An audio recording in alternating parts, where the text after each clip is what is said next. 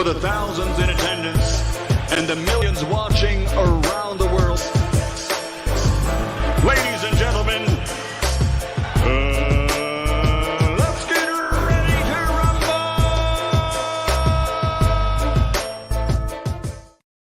Yeah. What's up? It's the Buck Coast Malachi Williams in the building. We back. Put the mic down.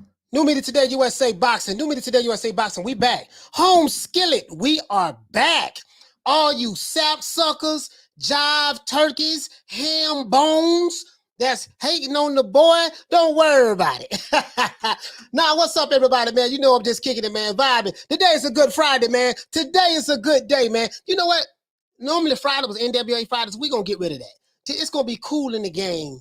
Cool in the game Fridays. We just cooling right now. We chilling. Some people, they just got paid. It's going to be Friday night. Shout out to Johnny Kemp, man. R.I.P. to Johnny Kemp.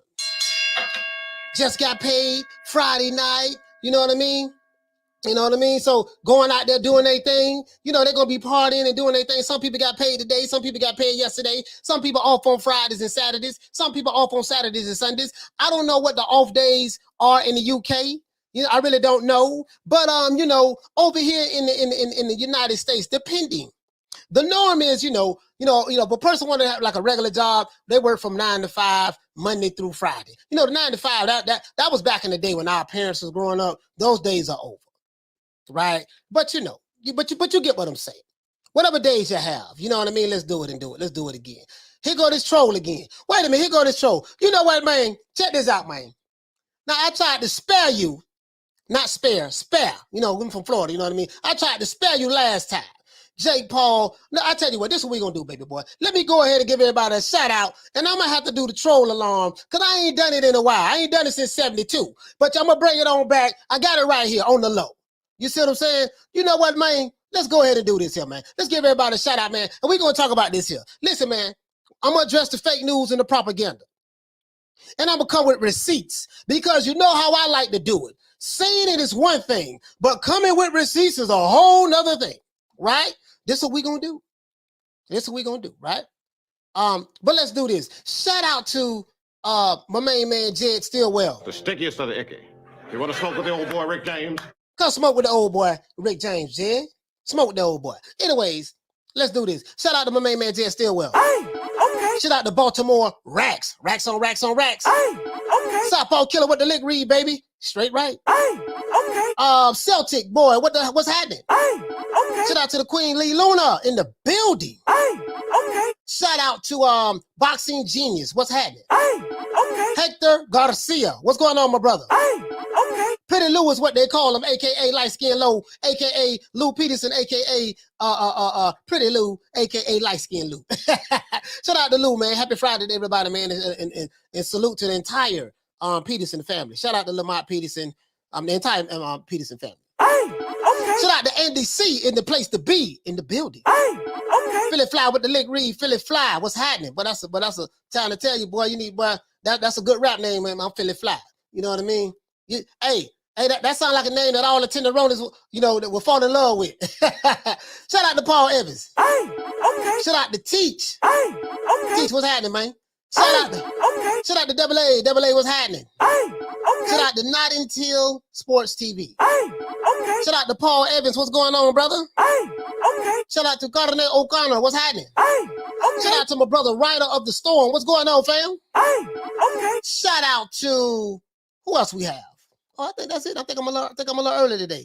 You know what? I can't get a troll on shout out. But shout out to JBN's John's Boxing News. Hey, okay. Shout out to OG, double OG, triple OG, quadruple OG. Hey, okay. Shout out to Hype. What's going on, fam? We gonna get hype today. Today, Friday. It's only right that we get hype. Today is Friday. It's only right that we get hype. Hey, okay. Shout out to Dennis. Dennis, what's going on, fam? I ain't seen you since 62. Hey, okay. I was at 79. Hey, okay. Might be 1984. Hey, okay. Shout out to Steel Chef. What's happening, bro? Hey, okay. Shout out to the Queen, Lady Shan. Lady Shan, what's going on? What's happening? Hey, okay. Shout out to 702, man. 702 Man Cave. What's going on? Hey, okay. And shout out to Thomas Jones. Hey, okay. Now, I like to sit back and let YouTube sending notifications out there on the chitlin circuit, man. Let everybody know we on. I like to try to let everybody come in a little bit before we get into the show. Shout out to the Queen Arlette. Hey, okay. You see what I'm saying? So it is what it is, man. But anyways, let's go ahead and do this, man. Man, it's been a long time. Warning, warning, warning, warning, warning. If you are a troll, this might not be the show that you want to watch today. If you are a fanboy of a particular YouTuber who joined the sport of boxing for jokes and thrills, you might not want to watch this show today. If you are a narrative pusher and you push certain narratives to fit your lies, guess what? You might not want to watch this show today. You see what I'm saying? If you don't like the truth, the unadulterated truth, you might not want to watch this show today. If you do not like receipts, you might not want to watch this show today. You see what I'm saying? If you like fake news and propaganda, you might not want to watch this show today. If you have a problem with the unadulterated truth, you might not want to watch this show today. And as a matter of fact, I see that you are spamming. You will get blocked today. As soon as I leave, as soon as I finish this soliloquy. So all you trolls out there, you Jake Paul trolls, you trolls who just want to come over here and just troll for the sake of trolling, guess what? You will get blocked today. I am throwing a block party. This is the block party for the troll who keeps coming back saying the same old bull, you know what. If you are a beta male, a man with sensitivity, and you are easily offended, guess what? You might not want to watch this show today. Not here to be a troll's friend. I'm not here to be a troll's partner. I'm not here to make a troll feel good. Today, you got to go. Jake Paul, say hello to the bad guy. You out of here. Done data. You will never be able to come back. Create another account, brother. Done data. He's gone. Vamoose. Just that easy. Just that easy. You see what I'm saying? So, he's just spamming at this point. It's one thing to be a troll, but it's another thing just to keep spamming. You know what I mean? To be a troll and spam on top of the troll, I have a problem with that. Shout out to the Queen Lisa Bells. Hey, okay. Shout out to Rob Rib Show. Hey, okay. Shout out to Johnny Blaze. Hey, okay. Shout out to Javon Soto. What's going on, fam? Hey, okay. Yeah, man, he out of there. He ain't never worry about coming over here no more. Not no more. See, there's more and more. You see what I'm saying? Now, he can't come back over here no more. That means he may be able to come back. But if you say he can't come back over here no more, that means it's a wrap. You see what I'm saying? It's a done dollar. Ashes to ashes, dust to dust to the trolls. Anyways, who else I'm forgetting, man? I know. Shout out to Ralphie boy. What's going on, baby? Hey, okay. Big Ralph, still chef. What's going on, fam? Hey, okay. Jonathan, what the lick read? What's going on, homie? Hey, okay. Kilroy, what's happening, bro? Hey, okay. Yeah, man. Yeah, we just had to do a little house cleaning right quick. Johnny Blaze. Hey, okay. Just had to do a little quick little house cleaning. Shout out to Nathan Cano. What's going on, bro? Hey, okay. Shout out to Ariel Espinal. What's going on? Hey, okay. Shout out to Martin Ramos. What's going on, fam? Hey, okay. Yeah, man. Waleed, what's going on, bro? I gotta say it again. The name sounds so nice, I got to say it twice. Shout out to OG, double OG, triple OG, quadruple OG. Hey, okay. And I got another thing too, man. I got another thing I want to say too, man. This dude here, man. Listen to that troll. Man, you's a sap sucker and a jive turkey. That's what you is, a sap sucker and a jive turkey. And a ham bone on top of that. I need to throw ham bone on there too. Sap sucker, jive turkey, and ham bone. That's what you is. Shout out to what's going on, fam? What is that?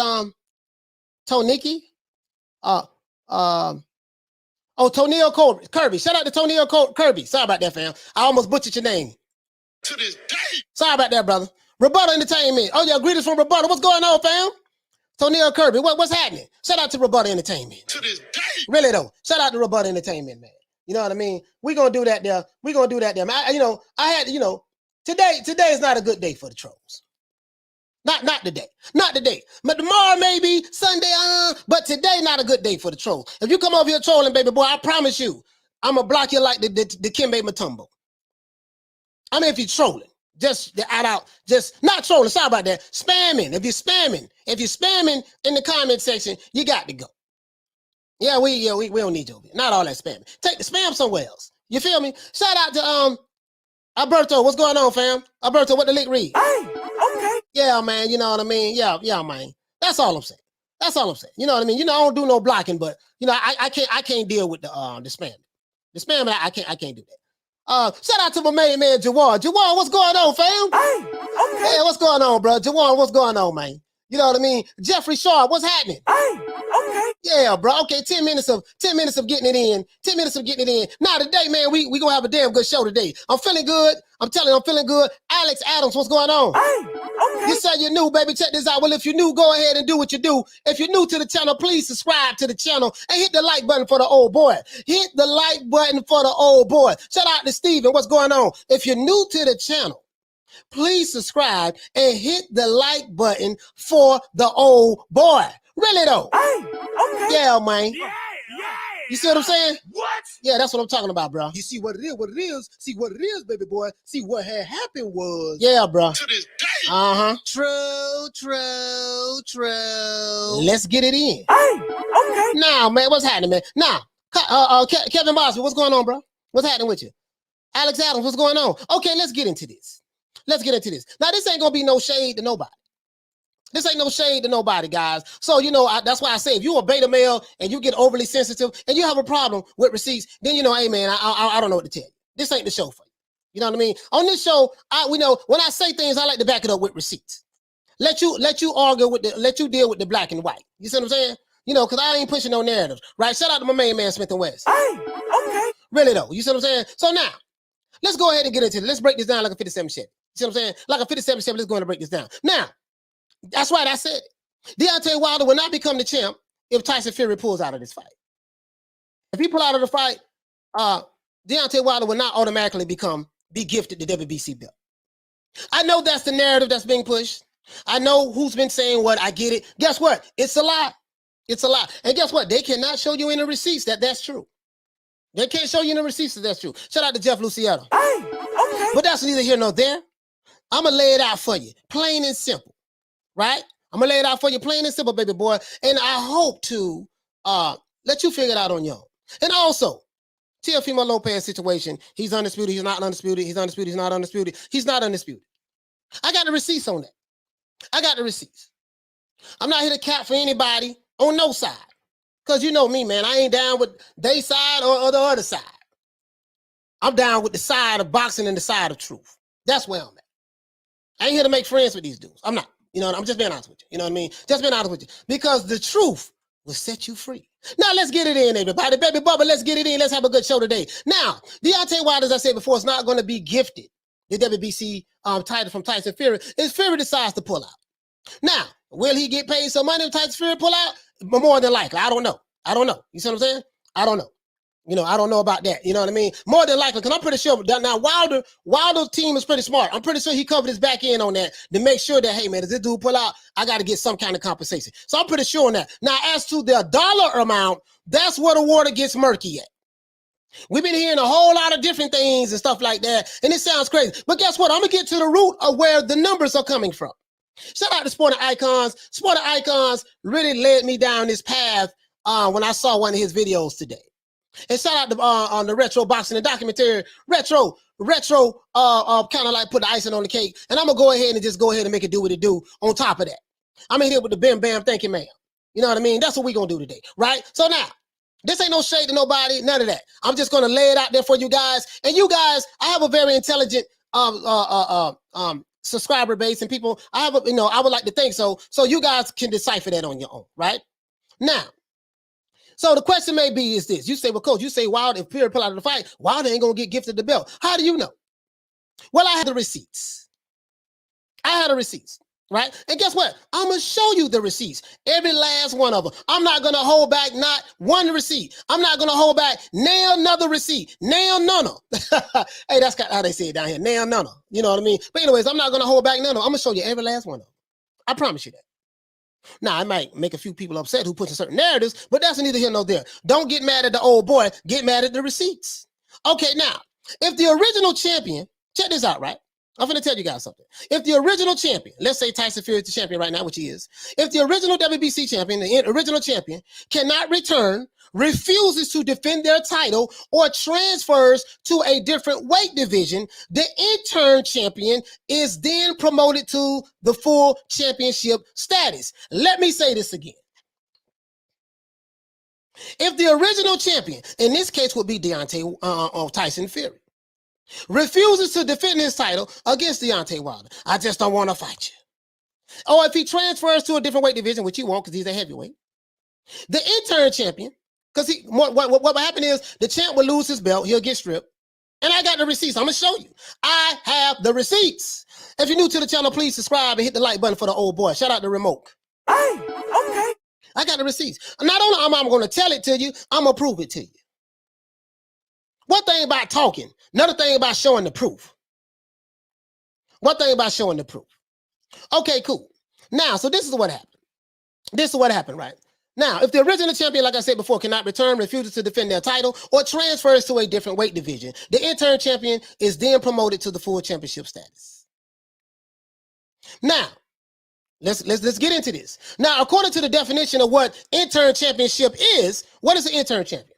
I'm gonna give you some examples. If Tyson Fury decides to pull out of his upcoming fight, as I said before with Deontay Wilder, then Wilder will not be handed the WBC strap. I'm gonna prove it to you. Why is that? Because that belt will go to the interim champion. Guess who the interim champion is in the heavyweight division? His name is Dillian Whyte. I got some receipts to back this up too. Dillian Whyte will then become the new WBC champion. Why? Because he is the current WBC interim champion. Pay attention today. When I break this down, you're gonna be well informed. You see what I'm saying? Now, we all know that Mauricio Sulaiman is crooked as a $3 bill. We know this, right? And he changes the rules on the fly. And he lies with a straight face when it comes to certain fighters. He shows special favors to. We know this. We know this about Mauricio Sulaiman. Mauricio Sulaiman, you crooked as a $3 bill. And you're a liar, sir. But that's okay. It doesn't matter what I say. You're worth millions of dollars. You got plenty of money. And, you ain't worried about nobody like me. But guess what? I got to call it like a T.I. is. Mauricio Sulaiman. But if recent history is an indication of what is to come, the key word is, if recent history is the indication of what is to come, then Dillian Whyte would be elevated to the WBC interim champion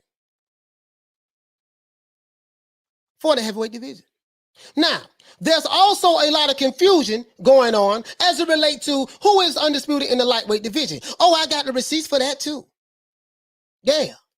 Now, some people are saying that Teofimo Lopez is the undisputed champion, and some people, like Josh Taylor, who is currently the only undisputed champion for men.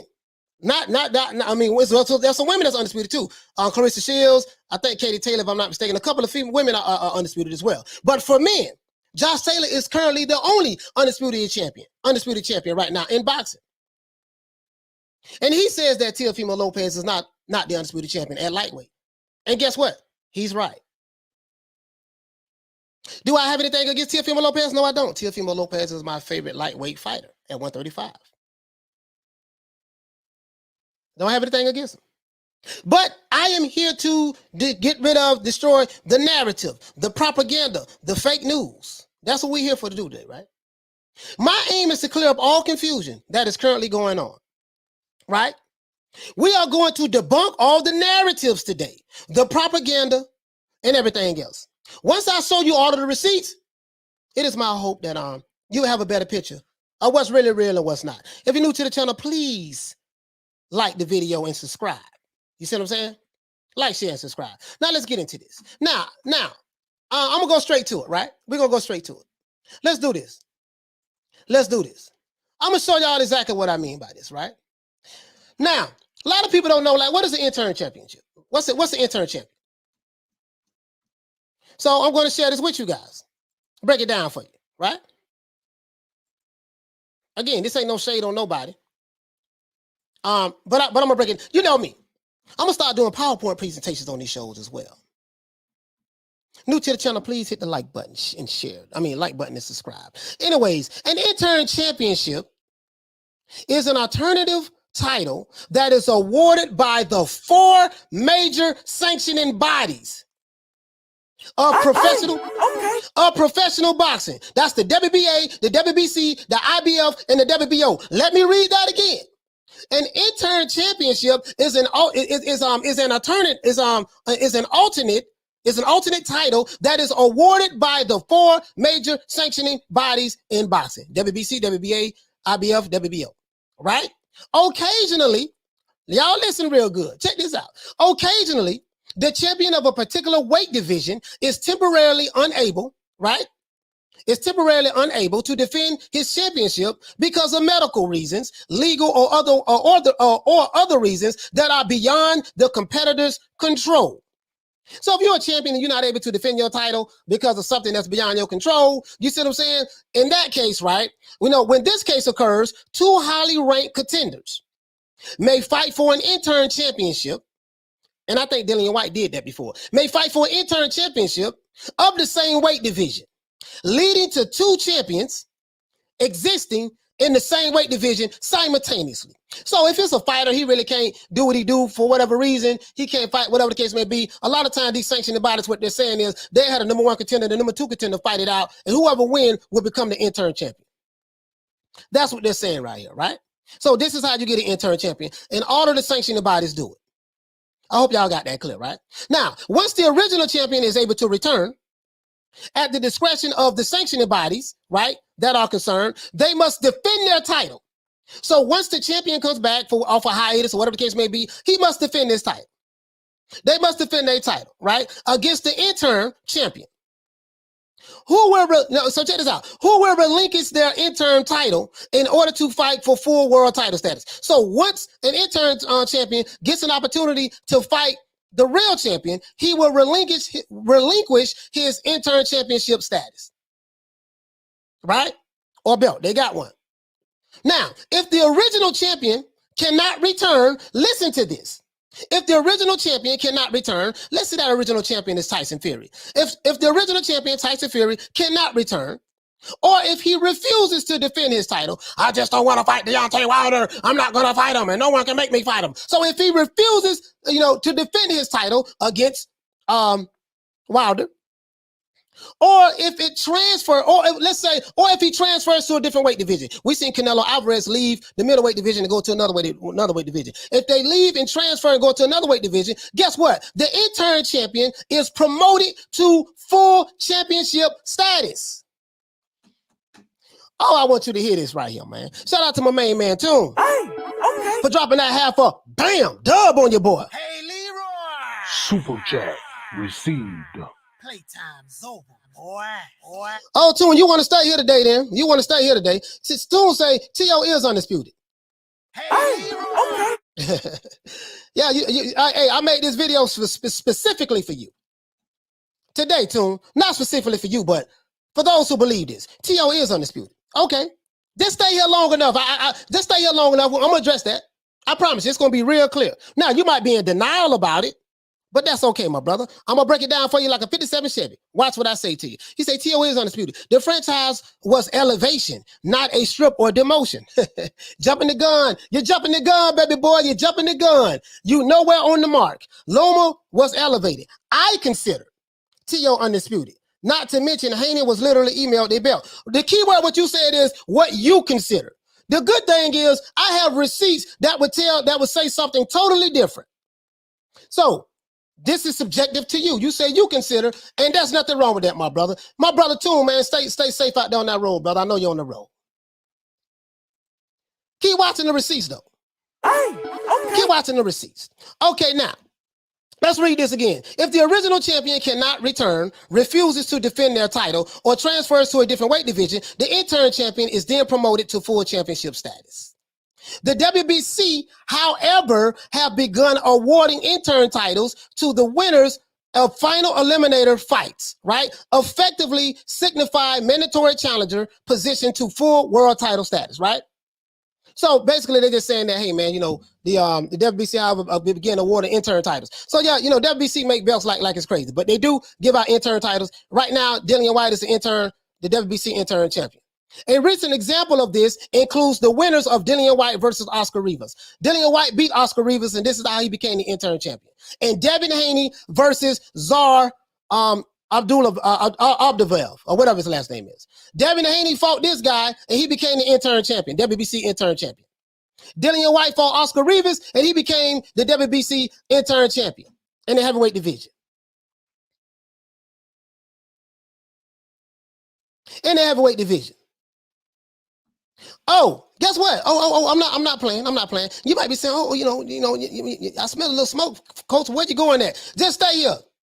I'm going somewhere with this. It says, once the original champion is able to return at the discretion of the sanctioning bodies concerned, they must defend their title against the interim champion. Tyson Fury, he's fighting Deontay Wilder, right? Now, who will relinquish their interim title or championship? If the original champion cannot return, refuses to defend his title, that's what they're talking about. If he refuses to defend his title, or transfers to a different weight division, the interim champion is then promoted to full championship status. Right? That's what it says. And it talks about the WBC, however, has begun awarding interim titles to the winners of the final eliminator fights. So if the number 1 contender fights the number 2 contender, whoever wins that fight will become the interim champion, effectively signifying a mandatory challenger position for the 4 world titles, meaning that you will be in a mandatory challenger position to be the next one in line to fight for the title. Recent examples of this, they say recent examples is Dillian Whyte and Oscar Rivas, and Devin Haney and Zarur, whatever the guy's name is. Those are recent examples of this, right? So this is what the interim champion is. Shout out to Producers TV. For dropping that $2, bam, super chat on your boy. Hey, Leroy. Super chat received. Playtime's over, boy. Oh, Producer TV, man, I'm not finished. I'm not finished. Tune, you might have jumped out there. You might have jumped the gun, man. You might have jumped the gun, Tune. I'm not finished. I'm not finished today. I promise you I'm not finished. I promise you I'm not finished. He said the rules change all the time. We know this. So you're reading this for no reason. Guess what? You watching this for no reason. If you don't like me reading it, guess what? You don't have to watch it. You're here. I'm reading it for a reason. Might be no reason to you, but it's a reason to me. Feel free to leave if you want to. Now, so again, as I said before, so if Tyson Fury refuses to fight Deontay Wilder, according to what we just read, right? According to what we just read, what the interim championship is, then the interim champion will be elevated. What examples do you have of this, Coach? Coach, do you have any examples? Do you have any examples? Because I don't believe you. We don't believe you. We don't believe you. Do you have any examples? Yes, I do. I have an example right here. There's a situation that happened years ago. There was a fighter by the name of Riddick Bowe. There was a fighter by the name of Riddick Bowe. Some of you guys who just started watching boxing 2-3 years ago, the fanboys, not you guys in the chat, but some of the guys who just started watching boxing 2-3 years ago or 4 or 5 years ago, they don't know who Riddick Bowe is. They don't know who Riddick Bowe is, right? They don't know who he is. So let's go ahead and do this. Let's go ahead and do this. So Riddick Bowe, let's read this and what happened to Riddick Bowe, guys. Riddick Bowe, Riddick Big Daddy Bowe. It said Riddick Big Daddy Bowe. So let's go right here, right? Let's go right here. No, it talks about his amateur career and stuff like that, but I'm interested in this, the meat and potatoes. It said after turning professional in 1989, Bowe went on to become the 2-time world heavyweight champion. In 1992, he won the undisputed WBA, WBC, and IBF titles. Back then, if you had 3 belts, you was undisputed titles by defeating the unbeaten former undisputed heavyweight champ Evander Holyfield. Riddick Bowe beat Evander Holyfield, who was undisputed as well. And that's how he became undisputed. That same year, Bowe was named Fighter of the Year by Ring Magazine and the Bowe Writers, in the Boxing Writers Association of America. Bowe vacated the WBC title later that year in protest, instead of defending the title against the number 1 contender. Right at this time, Lennox Lewis was the number 1 contender. The number 1 contender, Lennox Lewis. That left the undisputed championship fragmented in 1999. Right? Guess what? When he dropped the belt, guess who got the belt? Lennox Lewis was awarded the WBC champion. He was the number 1 contender. He was the next guy in line. Today, that'd be interim championship. But he was the next guy in line. That's how he got awarded the belt, right? Let's go to see what Lennox Lewis say, though. Let's see what Lennox Lewis say, guys. I want to make sure I get to this. I had all this stuff marked. I want to make sure I get to this. I want to make sure I get to this. Because Lennox Lewis, you need to see how Lennox Lewis became the champion to back up what I'm saying. Okay. Here you go right here. Here you go right here. So this talking about Lennox Lewis, right? Lennox Lewis, as you know, he was an amateur. He represented Canada in the amateurs in 1988, Summer Olympics. We know all of this, right? In the first 3 years as a professional, Lennox Lewis won several regional heavyweight championships, including the European, British, and Commonwealth titles. After winning his first 21 fights, he defeated Donovan Razor Riddick in 1992 to take over the #1 position in the WBC rankings. He was declared the WBC heavyweight champion later that year after Riddick Bowe gave up the title to avoid defending it against Lewis. So Lewis became the champion after Riddick Bowe gave the belt up. He didn't want to fight. And why did it go to Lewis? Because Lewis was the #1 contender. This is how he got the belt. This is how Lennox Lewis got the belt from Riddick Bowe. So you say, well, okay, well, coach, where you going at with this? Where you going at with this, coach? I'm finna show you something else. I'm finna show you something else. Where you going at with this, coach? Right here. Finna show you something. Where you going at with this? I'm gonna give you another example. Right here. This is Saul Canelo Alvarez. No, y'all know this guy, right? No, y'all know this guy. Saul Canelo Alvarez. Let's go back over here. Let's see. Where we at? Where we at? Where we at? Where we at? Where we at? Where you at? Okay, about right here. This is about right here, right? Saul Canelo Alvarez, he used to fight in the middleweight division. I hope some of you guys remember that. Hope some of you guys remember that. Right? He fought Gennady Golovkin in 2017. What did they fight for? They fought for the WBA Super, the WBC title, and the IBF middleweight titles. That ended up in a draw. Right? In the second fight, he beat Triple G, and he won the WBA Super title, the WBC title, and he won the vacant Ring Magazine title. And he already had the IBF title, middleweight title himself. So he didn't have to win that because he already had it. What happened was he dropped the belt. He ended up moving up. Hold on, no, he didn't. He fought Rocky Fielding in 2018. He fought Rocky Fielding, and he won the WBA regular super middleweight title. So if he won the WBA regular super middleweight title, then that means he dropped the belt between middleweight and super middleweight. How do I know? Let's go to Jamal Charlo. Now that was what? Let's go to Jamal Charlo. Triple G. That was September 18th. That was September 15, 2018. September 15, 2018. Canelo Alvarez was the WBA, WBC, and he was the Ring Magazine and also the IBF middleweight champion. Between 2018, September 2018, and December 2018, he didn't have these belts anymore. What happened? When he moved up, Jamal Charlo ended up becoming the champion. Jamal Charlo got his belt, as they would say now, via email. He got the belt because Canelo Alvarez dropped the belt. It says right here, middleweight. Charlo officially, he vacated his belt right there in 2017. But we're going to go to how he became the WBC champion. Everybody already know this, though. Everybody already knows how he became the WBC champion. Canelo Alvarez dropped the belt. Jamal Charlo was the interim champion. And I'm going to prove to you how do I know Jamal Charlo was the interim champion? Check this out. I'm finna show you right here. It say right here.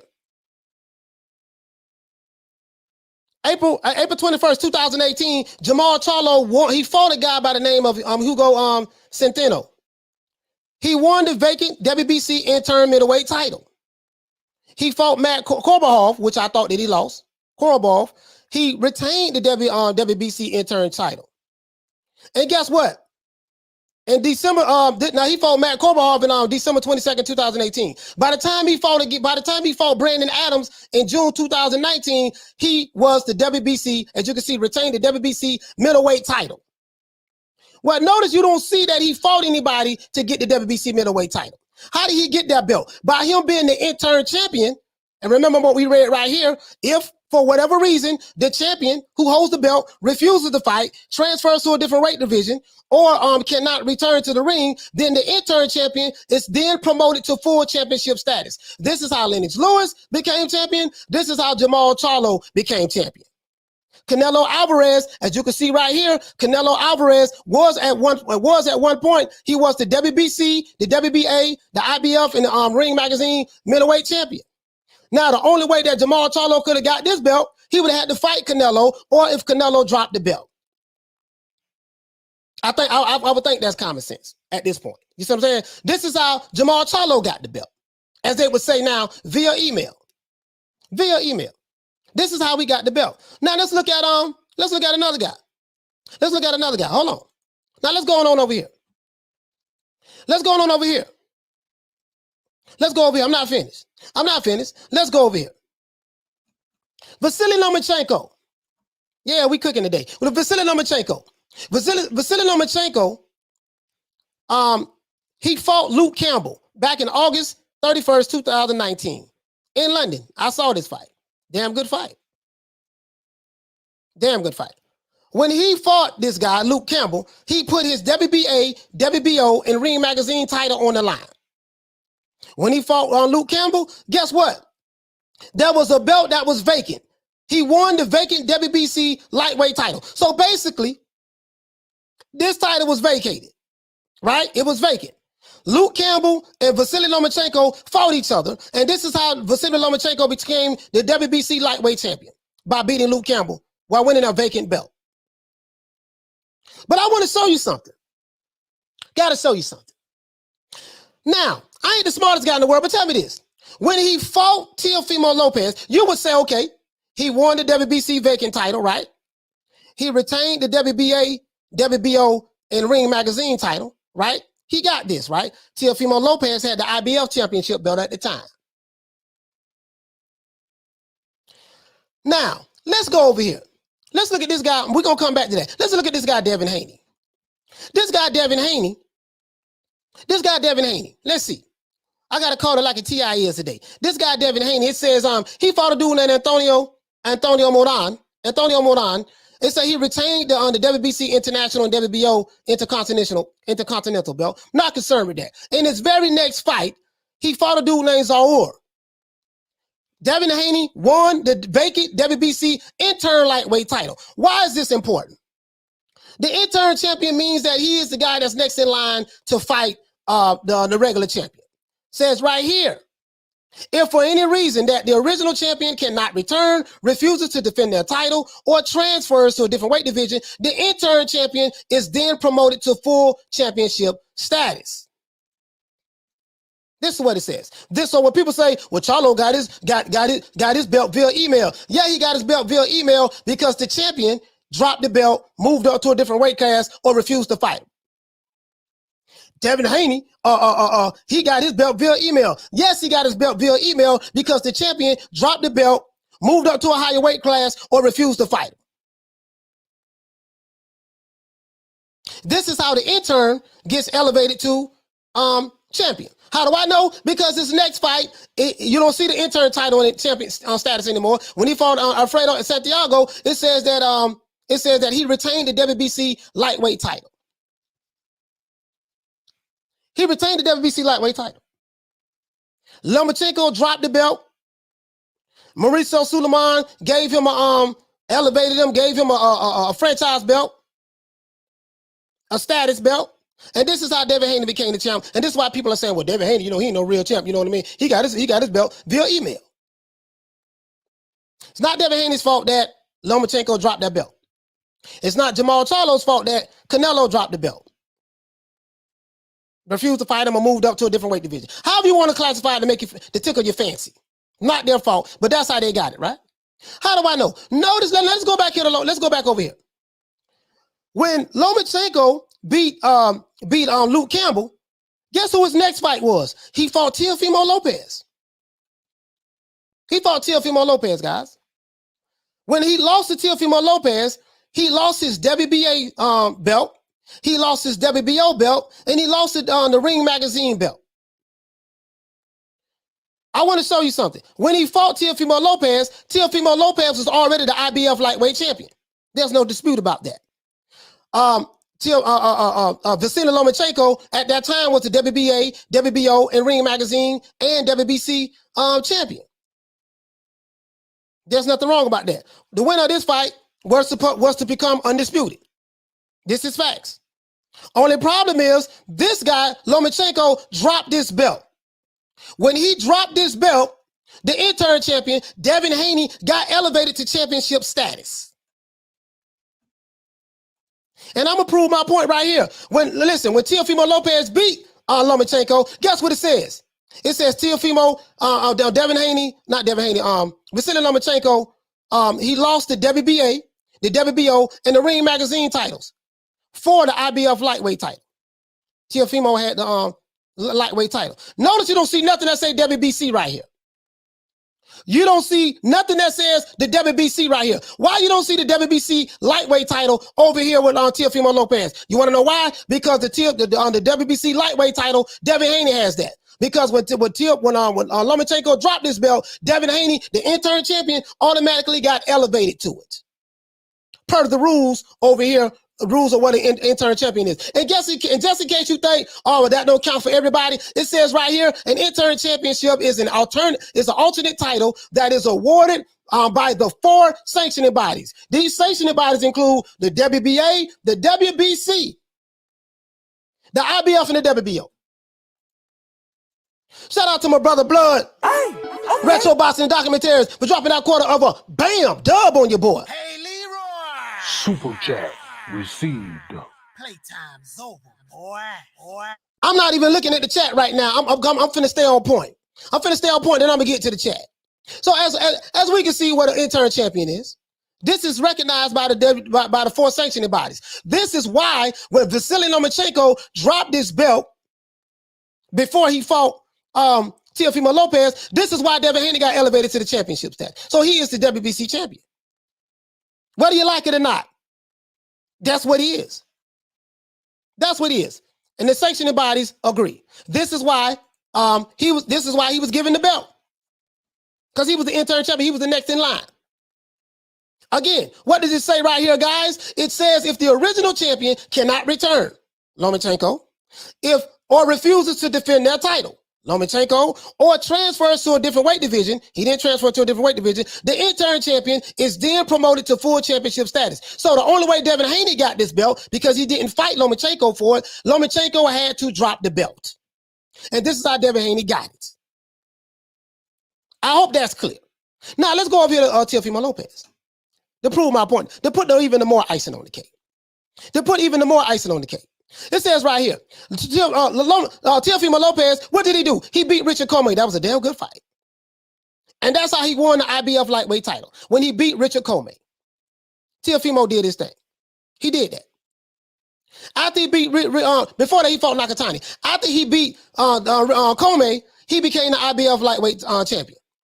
Guess what? When he fought Vasily Lomachenko, not only did he retain his belt, but he won the WBA title, he won the WBO title, and he won the Ring Magazine title. Where in the hell is the WBC belt at? Where is the WBC belt at? Why does it say here that he won the WBC title? Do you want to know why? Because Devin Haney has it. By the time the Devin Haney defended this title on November 9th, 2019, by the time Teofimo fought Lomachenko, that was October 17, 2020, Lomachenko had dropped this belt already. Okay. That's how Devin Haney got the belt. Again, let's go back to here, guys. If the original champion cannot return, refuses to defend his title, oh, I'm not going to fight this also, refuses to defend his title, or transfers, if there is an interim champion, the title will go to the interim champion. This is the receipts right here. So let's move on. Oh, I'm going somewhere with this. Oh, I'm not finished yet, though. I'm finna put the Alabama hammer nail in the coffin with this. This is my main man, Josh Taylor. The undisputed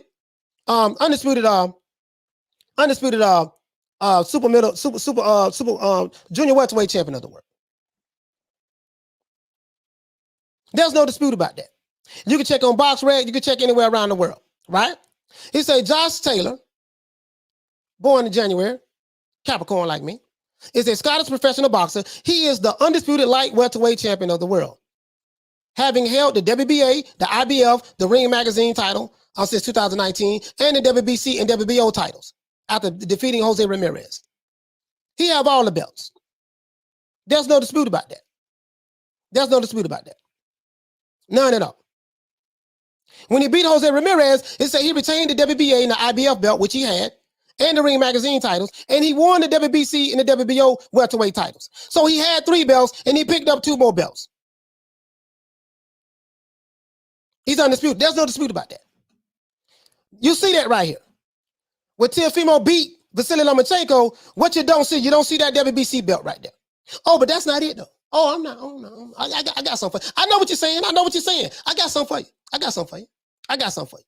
Oh, I got something for you. Now, I hope I made this clear. Lennox Lewis got the belt. Let me do this, guys. Hold on. Let me stop sharing this because I gotta close something down. I didn't realize I still had something open. Sorry about that, guys. Bear with me. Bear with the old boy one moment. Guys. Hold on. I hope I made that clear. But hold on. I know I got some people who still are going to say, no, you don't know what you're talking about. These are just semantics. I got you. I already know. See, what I do is this here. When you know what you're going to say, when you know what they're going to say before they even say it, you already be prepared for it. Right? So, we done went over this already. Lennox Lewis got the belt because Riddick Bowe threw him and his promoter, Rock Newman, threw the WBC belt in the garbage. He was the guy that was supposed to fight Riddick Bowe next. Mandated. Number 1 contender. He was there next. That's how he got the belt. He got elevated, right? So we saw that. Riddick Bowe, Lennox Lewis. We saw another situation. Canelo Alvarez dropped the WBC middleweight title, and Jamal Charlo ended up being awarded that. Why? Because he was the WBC Interim Champion. Oh, we see that Devin Haney became the WBC lightweight champion because this guy, Vasily Lomachenko, dropped the belt. This is why when Teofimo Lopez beat Lomachenko, you don't see that he won the WBC lightweight title. This is why you don't see it. Right? Shout out to Thomas Jones for dropping that quarter of a bam dog on your boy. Hey, Leroy. Super chat received. Playtime's over, boy. I get it. I know. Oh, wait, we don't want to believe Wikipedia. Oh, it's lying. Yeah. I understand. I know what you're going to say. This is not based on your feelings, though. I know what you're going to say. Trust me. I know you. I know what you're going to say. I know the narrative. I know what's being pushed. I know what you're going to say. I know what side of the street you're already on. I get that. I understand that. My job is not to convince you of anything. My job is just to lay it out there. And you decide. If you push in a certain narrative, this doesn't fit your narrative, so you're going to disregard this anyways. And that's par for the course. But if you're open-minded and you see things for what they are, you're going to look at it and say, you know what, man, this ain't making no damn sense. You don't have a problem with me. You got a problem with the receipts. What?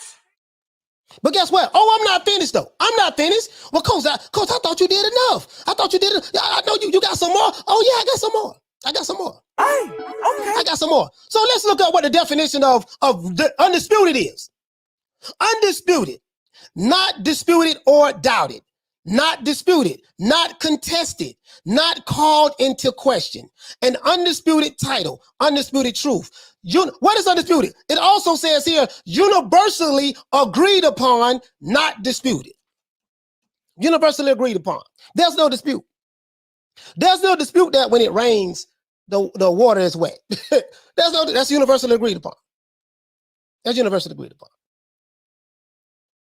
Well, where you going at with this, Coach? Where you going at with this? Oh, I'm not finished. So, they say, well, Coach, you don't know what you're talking about, baby boy. Baby boy, you don't know what you're talking about. This is just semantics. The stuff you showing, yeah. It do kind of poke holes in our narratives, but we gonna ignore all that, baby boy. You don't know what you're talking about. Okay. Hey, okay. I don't know what I'm talking about, huh? So let's do this, guys. Hey, check this out, baby boy. Look what I stumbled across. Whoa, good old Wikipedia. Now I know, I don't want to believe Wikipedia. Oh, yeah, you don't want to believe that. Now, is there some fake stuff on Wikipedia? Yes, it is. But would they have a reason to fake who are the list of undisputed boxers currently in the world today? Would they have a reason to fake this, to fit your narrative? That's what I want to know. To this day. Will Wikipedia have a motive to lie, make something up as it relates to this particular subject matter? Not serious stuff. I'm talking about as it relates to who is on the list of undisputed champions in the world. Would Wikipedia have a motive to do that? Are they sitting back saying, "Oh, you know what it is, baby boy? See, what we gonna do is we gonna go ahead and just make something up as it relates to the sport of boxing, as it relates to who is the list of undisputed, because we gotta push a certain narrative to support a certain team who doing it on YouTube." That's what you gotta ask yourself. Again, you ain't got a problem with me. You got a problem with the receipts. Guess what, though? There might be some trolls, and now they mess with me. I don't give a damn about this, man. Why you showing this here? Listen, man, troll, if you don't like it, you don't like the content, baby boy, you can leave. I ain't nobody forcing you here. This why you can turn the channel. There's a million YouTube channels you can be on right now. Trolls. You know, if you trolling, if there's a million of them, you can be on right now. So let's keep going. Now let's look at the list of undisputed champions. I just went going down on the yellow brick road. This is the list of the world heavyweight boxing champions. List of all the heavyweights from 1921, Jack Dempsey, all the way down to Sonny Liston, all the way down to Muhammad Ali, Leon Spinks. They're looking at champions, right? Buster Douglas, Mike Tyson, Evander Holyfield, Riddick Bowe, Big Daddy Bowe, Lennox Lewis. This is the list of all of the heavyweight undisputed champions. Do anybody agree with this? Do you see that? Do you see that they lying anywhere in this? Oh, they lying. Lennox Lewis was never undisputed. They lying. Riddick Bowe was never undisputed. Evander Holyfield was never undisputed. Buster Douglas was never undisputed. Mike Tyson was never undisputed. So if you got a problem with Wikipedia, are they lying about this? That's what I want to know. Shout out to Retro. He said, yeah, they ain't hitting like that over here anymore. Freeloading again. Keep cooking. Go. Oh, no. Here you go. Here you go right here. Oh, bro, I'm finna put the nail in the coffin. This right here is the headshot. This is the headshot. Sure, this has a record of all the people who are undisputed, right? Oh, well, I didn't know, well, the shit, if my fighter was undisputed, surely he'll be on here. Mike Tyson on here. Buster Douglas on here. George Foreman, Muhammad Ali on here. Lennox Lewis on here. Yeah, it's going to be on there. All of this is right, as we know, right? Hit the like button. Hit the like button, please. Hit the like button, man. Hit the like button and spread the word. The bird is the word. Spread the word. To this day. Yeah, man, we're going to make it do what it do, man. True. This here light work right here. This here really wasn't no research, really. That was just a simple, we just type in a certain keywords, certain things came up, lining up. Normally, I would do a PowerPoint presentation, but there ain't no need for all of that. Let me show y'all a list of all the undisputed. So we agree with what's undisputed as it relates to heavyweights, right? Okay, cool.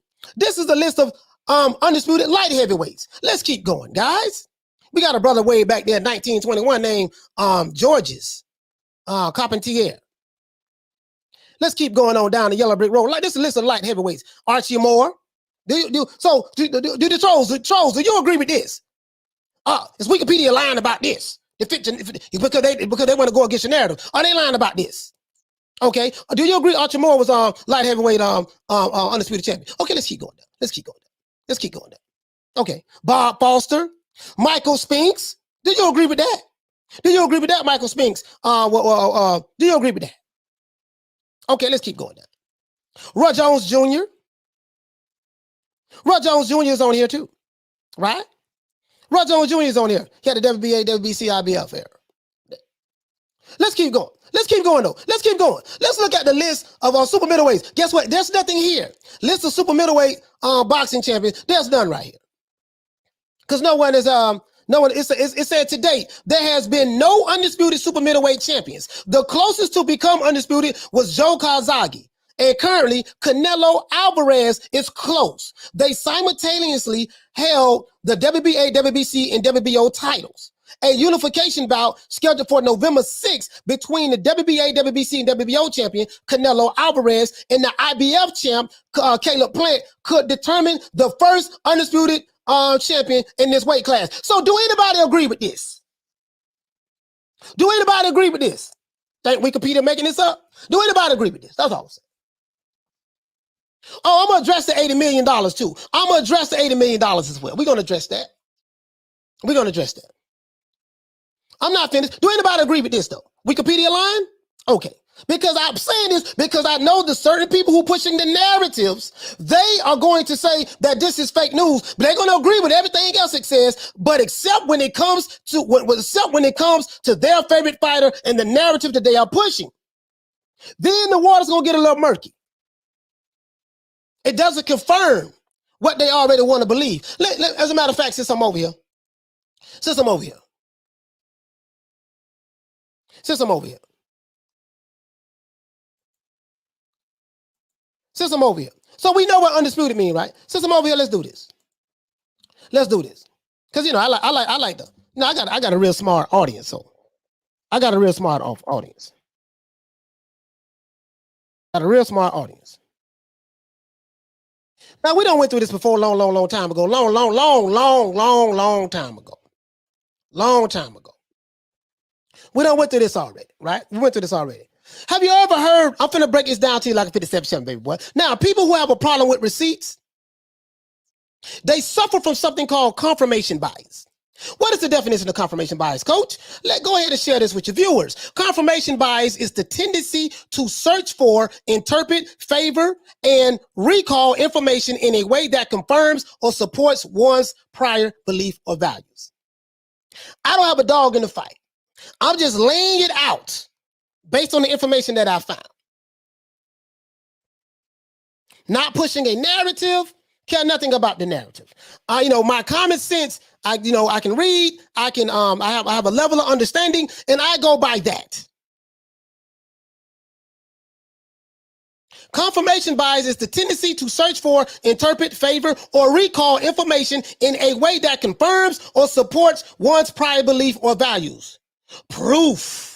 As the brother Dante's Boxing Nation would say. Oh, we're gonna pull them up too. We're gonna have a good show today. This is proof that if Fury pulls out of the fight, he would have to pay Wilder $80 million. How do we know? Because Derek Chisora said it. And Tyson Fury said it too on the beach. This confirms what we already wanted to believe. Well, I'm gonna talk about that though. I don't want to jump ahead of the gun. Right? It say people display this bias when they select information that supports their views, ignoring contrary information. Contrary information means receipts. If you believe something, you know, confirmation bias of people, this is an example of confirmation bias. A person who displays bias when they select information. Well, you know what? This here goes totally against what I already want to believe. So I'm going to just kick that to the curb and I'm going to pick up this because it supports what I already want to believe.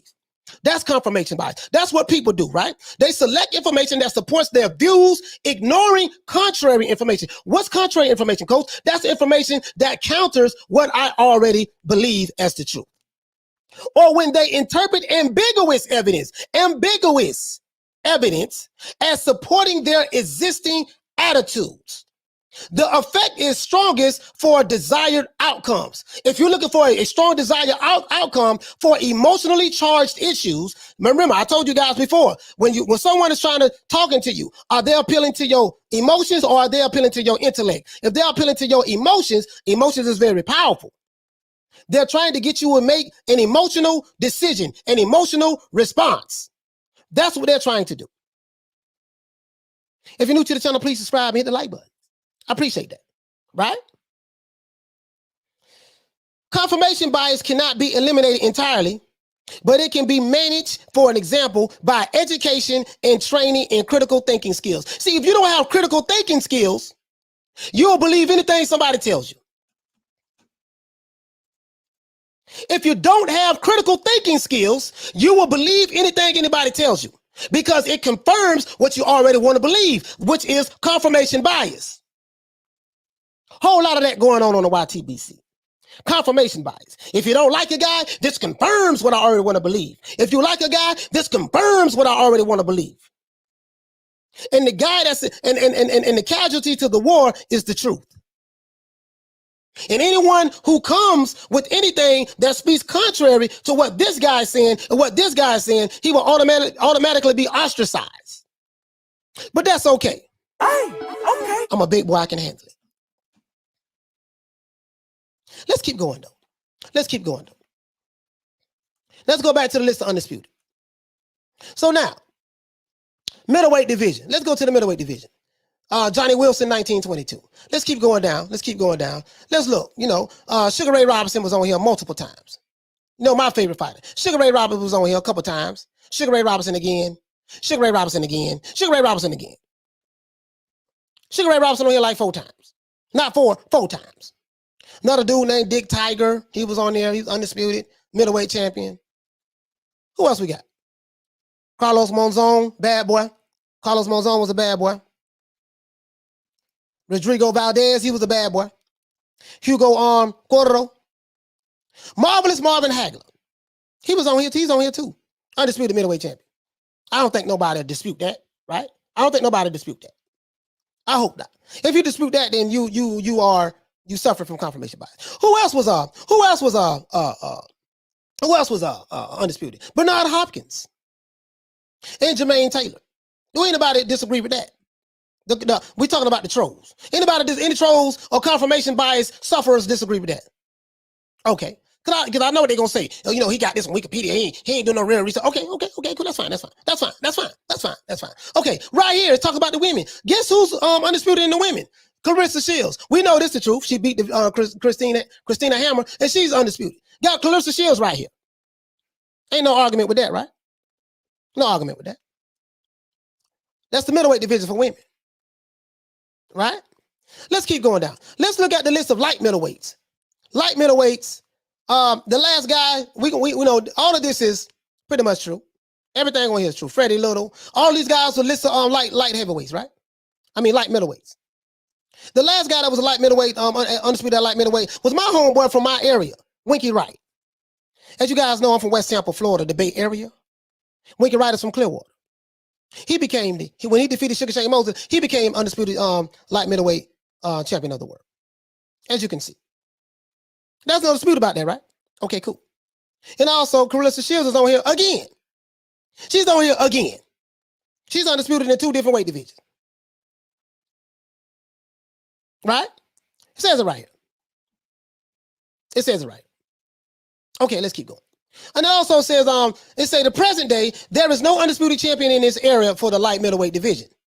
The closest was on July 18, 2021. It was the unification bout between the WBA, WBC, and IBF champion Jamel Charlo versus Brian Castano, the WBO champion, which resulted in a controversial split draw. We saw that. So we do know this is real, right? We do know this is real. Okay, there's no dispute about that. Let's look at the welterweight division. Now, in the welterweight division, are we going on down to the lightweight division now? Yeah, we're going down now. We're going down now. Just bear with me one moment. Bear with the old boy. In the welterweight division, we got some dude named Jack Britton, 1921. And we're gonna go all the way down the Yellow Brick Road, keep going down. Oh, Jackie Fields, yeah, keep going down. Henry Armstrong, one of my favorite fighters. Henry Armstrong, keep going down the Yellow Brick Road. Welterweight, who's all undisputed at welterweight before? Johnny Saxton, yeah, 1956. Let's keep going down the Yellow Brick Road. Keep going down the Yellow Brick Road. Keep going down. Jose Napoles, 1970. Let's keep going down. Guys. Just bear with me one moment. Oh, you got my main man. Who you got? You got Zab Zuda right there. Sugar Ray Leonard right there. You got Sugar Ray Leonard right there too. You got Ray Leonard. I don't think nobody gonna disagree with that. Ray Leonard right there. Donald Curry right there. You see what I'm saying? I don't think nobody gonna disagree with that. Corey Spinks is right there. Zab Zuda is right there. Yeah, Zab Zuda right there too. You see what I'm saying? And in the women's, you have Cecilia and you have Jessica McCaskill. Undisputed. No one is going to dispute that, right? Let's keep going down. Let's keep going down, though. Let's keep going down. He say light welterweight. Look at the light welterweights. Let's keep going down. All of this is true here. Costa Azul was a light welterweight champion, undisputed, right? Terrence Crawford, we know that's true. He was undisputed at light welterweight. And guess what? Guess what it say right here? Guess who is the current light welterweight undisputed champion? This is a list of undisputed champions. Is there a dispute about this? For all you narrative pushers, is there a dispute about this? Do you dispute this? I don't want to hear nothing about oh man, that's Wikipedia, that's wrong. Okay, are they wrong about Terrence Crawford being undisputed? Are they wrong about Costa Azul being undisputed at this division? Are they wrong about Josh Taylor being undisputed? No, they're not. So don't tell me that when it comes to your fighter, all of a sudden they're going to be wrong. Everything else they right about. But when it comes to your fighter, this is going to be wrong. Let's keep going, though. Let's look at the lightweight division. Oh, well, I'll be real good from now on, Mr. Gates. Let's go to the lightweight division. Hey, okay. Oh, you might want to turn away from this if you push a certain narrative. You might want to turn away from this. Let's go to the lightweight division, though. Let's break it down like a 57 Chevy. Right? Let's keep going down. Benny Leonard, 1925. He was undisputed for the belts that they had at that time. Let's keep on going down the Yellow Brick Road. Carlos Ortiz, 1963. He was undisputed. Let's keep going down the Yellow Brick Road. What belts did they have? That was the WBA, WBC era. They only had 2 belts at that time to become Ken Buchanan. Ken Buchanan was the last guy that was undisputed in the junior welterweight division for coming out of the UK. Josh Taylor done him proud by winning it. February 1971. Ken Buchanan. Guess who else is on here? 1979, Roberto Duran. Roberto Duran was undisputed at light welterweight. Roberto Duran was undisputed at light welterweight. Do anybody disagree with that? Is this fake news? Is this false propaganda? Okay. I don't think nobody disagree with that, right? Okay, my main man, Pernell Whitaker. I got Sweet Pea in the back. R.I.P. to the living legend, Pernell Whitaker and Muhammad Ali and Marvis Hadley. And all of the other champions that's not no longer here anymore. Pernell Whitaker's on here. Do anybody disagree with that? No. Oh, guess what? It goes to the women's. Welterweight, the women's, Katie Taylor is currently undisputed. No one disagrees with that, right? She has 4 title defenses. Okay. Katie Taylor. Let's do this. Hold on. Pernell Whitaker. Super featherweights. Here we go right here. This is the lightweight, guys. Oh, this is a lightweight. Oh, let me drink some water on this one. Let me drink some water on this one, guys.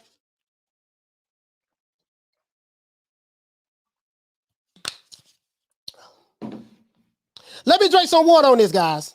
Let me read a couple of comments right here. He said, Coach Malachi, you stand in the crates. I was still talking smack about that. Let's go. Let's move on down the Yellow Brick Road. Now, do everybody agree that this is a list of all of the of every fighter that's ever been undisputed in the past and currently? Do anyone disagree with this? Anyone? Do anyone disagree that this is a list that I found on Wikipedia of a list of all of the past and current undisputed champions in every weight division in the sport of boxing? Do anyone agree with this? I just want to make sure, because if you got a problem with this, then I'm just saying. Oh, but let's finish though. It says right here. Now, this is normally what comes after. This is a list of lightweight champions. This is a list of lightweight champions. Now, this lightweight right here, guys. Benny Leonard. He's one of the guys on here. Ike Williams. Jimmy Carter. Not the president, Jimmy Carter. Jimmy Carter on here twice. Carlos Ortiz. Undisputed, 1963. Right? Who else we got? Mondo Ramos. He was undisputed, 1969. Ken Buchanan. Right? Roberto Duran. It said Buchanan became undisputed And he was stripped of the WBC belt for failing to defend it against Pedro. Okay, right? Roberto Duran. Duran's undisputed status ended when he vacated the WBC title to move up to welterweight. Now, Roberto Duran was undisputed at lightweight. Roberto Duran was undisputed at lightweight. Roberto Duran's undisputed status ended when he vacated the WBC title and moved up in weight. Wait a minute, what you mean by that? So guess what? Remember what it said right here. Now, if there was an interim champion, he would have became the champion, according to the 4 sanctioning bodies. If the original champion cannot return, refuses to defend, or transfers to a different weight division, the interim champion is then promoted to full champion, right? That's what it says. So when Roberto Duran moved up to welterweight, all of his belts had to stay. It got transferred to the interim champion. If it wasn't an interim champion, then the number 1 contender and the number 2 contender had to fight it out to become the champion, to win the vacant title. Kind of like what, let's go on here. Pernell Whitaker, my guy. WBC, WBA, WBC, IBF. He was undisputed at lightweight. Pernell Whitaker, my guy. Now, it says the WBC, WBA, IBF, WBO era, 2007 and present. Let's see what it say right here, guys. It says currently there are no undisputed champions in this era at lightweight. The closest thing right now is WBA, IBF, and WBO champion Teofimo Lopez. He's the closest. Let's read this again, guys. Let's read this again. Now, let's read this again. It says there are no undisputed champions in this era. Now, I get what you're saying. Oh, they lying. They trying to scandalize. This is no shade on Teofimo Lopez at all. This is no shade on Teofimo Lopez. I'm saying, do you guys agree that this right here in Wikipedia is a list of all of the past and current undisputed champions? Let's go back up here to the top. So you don't know. So you'll know. It says list of undisputed world boxing champions. This is where we at. This is where we at, right? Let's keep going. And it doesn't matter who you like, who you don't like, or whatever. I'm not getting into the semantics of who you like and who you don't like. All of that is subjective anyways. Right? Last person who was undisputed in the lightweight division was Pernell Whitaker. It says, right now, there are no undisputed champions in this era. The closest thing right now is WBA, IBF, and WBO champion, Teofimo Lopez. Now, why if Teofimo Lopez is undisputed, why in the hell is they lying on this guy? Why are they lying? Okay, let's go. It said a unification bout between the IBF champion, Lopez, and former WBA, WBC, and WBO champion, Vasily Lomachenko, could have been for undisputed status. Let's read that again. It says the unification bout between then the IBF champion, Teofimo Lopez, and former WBA, WBC, and WBO champion, Vasily Lomachenko. How is he the former champion? Because Teofimo Lopez beat him. But guess what? It says that it could have been for undisputed. The fight wasn't for undisputed. It says it could have been for undisputed. Why it could have been for undisputed, coach? Well, let me tell you why. It could have been for undisputed status, but the WBC 1 year before the bout elevated Lomachenko to franchise champion. It said the title not recognized by other major sanctioning bodies due to its vagueness. The title was originally non-transferable. However, before the bout against Lopez, they changed it. Who is today? The Mauricio Sulaiman of the WBC. So I know what you're going to say. You're going to say, well, they changed it, coach. So that's proof that he's undisputed. The franchise title now requires 2/3 vote of the WBC Board of Governors to be transferable, meaning that not every boxer can win the title even if they defeat the champion. Whew. But that's a whole lot of minutia right there. Let's read this again. Now, this right here has a list of all of the current and past undisputed champions in every weight division throughout the sport of boxing. But when they get right here to the current day in the lightweight division, they say that there are no undisputed champions in this era. The closest thing right now will be WBA, IBF, and WBO champion Teofimo Lopez. The unification bout between the IBF champion Lopez and the former WBA, WBC, WBO champion Vasily Lomachenko could have been for undisputed status, but the WBC 1 year before the bout elevated Lomachenko to the franchise. So basically, this franchise belt, I call it the French fries belt, has nothing to do with Teofimo Lopez. It's not. Teofimo ain't got nothing to do with this. When Mauricio Sulaiman, who is the author of confusion, decided to elevate this guy to champion, he had to drop the WBC championship belt because he got elevated to franchise, right? This is how Devin Haney got the belt. Remember, he was the interim champion? Why did he get it? Because as we know right here, when a champion, because we know right here, if the original champion cannot return or refuses to defend the title or transfers to a different weight division, the interim champion is then promoted to full championship status. Devin Haney got promoted to full championship status right here when Mauricio Sulaiman decided to elevate Lomachenko to the French fries champion. This title is not recognized by other major sanctioning bodies. No one is recognizing this outside of Mauricio Sulaiman as undisputed. Now, somebody is lying. Either Mauricio Sulaiman is lying or the people who collect this information is lying. And that's it. That's all I got to say. Now, run with it, take it, do what you want to do with it, do what you will. Doesn't matter to me. But this broke it down right here. They got Pernell Whitaker right here. If the guy was undisputed, he'll be on here.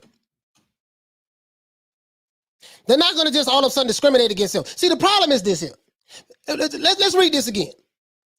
It says this title, the franchise belt, or the French fries belt, is not recognized by other major sanctioning bodies due to what? It's vagueness. It's very vague. It's very vague, right? There's no clarity on it. The other sanctioning body, what's going on? What's up with this? No one knows what this. It's very vague. And depending on what day you talk to Mauricio Sulaiman, he'll tell you something different and say this and say that. It's very vague. Well, if it is what it is, why in the hell? Let's look up vagueness. In philosophy, vagueness is an important problem in semantics, metaphysics, and philosophical logic. Definition of this problem vary. A predicate, it says a predicate is vague if it has borderline cases. Prejudice is tall is vague because it seems to be particular. It seems to be no particular height at which someone becomes tall. So basically, it's not making anything clear. It's like, it's just a gray area there. See, when Pernell Whitaker was lightweight, undisputed at lightweight, there was no vagueness there. Well, there was no French fries belts neither. See, when the French fries belt got invented by Mauricio Sulaiman, this is where the confusion came in at. Again, Mauricio Sulaiman, you guys know, Mauricio Sulaiman is the author of confusion. He's the author of confusion. We know this. So hopefully that I made this clear today. Hopefully. I'm not here to change anybody's mind. Oh, I'm not here to change anybody's mind. That's not my aim. I'm here just to lay it out there for you and y'all determine. Y'all decide. You decide. Because according to this, none of the sanctioning bodies are recognizing it. And Wikipedia don't even recognize it. Now, unless you feel like Wikipedia is conspiring against Teofimo, don't want to give him his credit, if you feel like there's a conspiracy by the man to keep the brother from Honduras down, Teofimo Lopez, then that's your narrative, that's what you want to run with, so be it. But it recognizes everybody else, women and men, for being undisputed. But when it comes to this guy, it's different. So you're going to have to make that make sense to me. Why are they all of a sudden just conspiring against Teofimo? Whole lot of minutia going on. Whole lot of rapper right there. Whole lot done right there. Now let's move on. Let's move on. Because I don't want to stay on this. I don't want to stay on this part all day.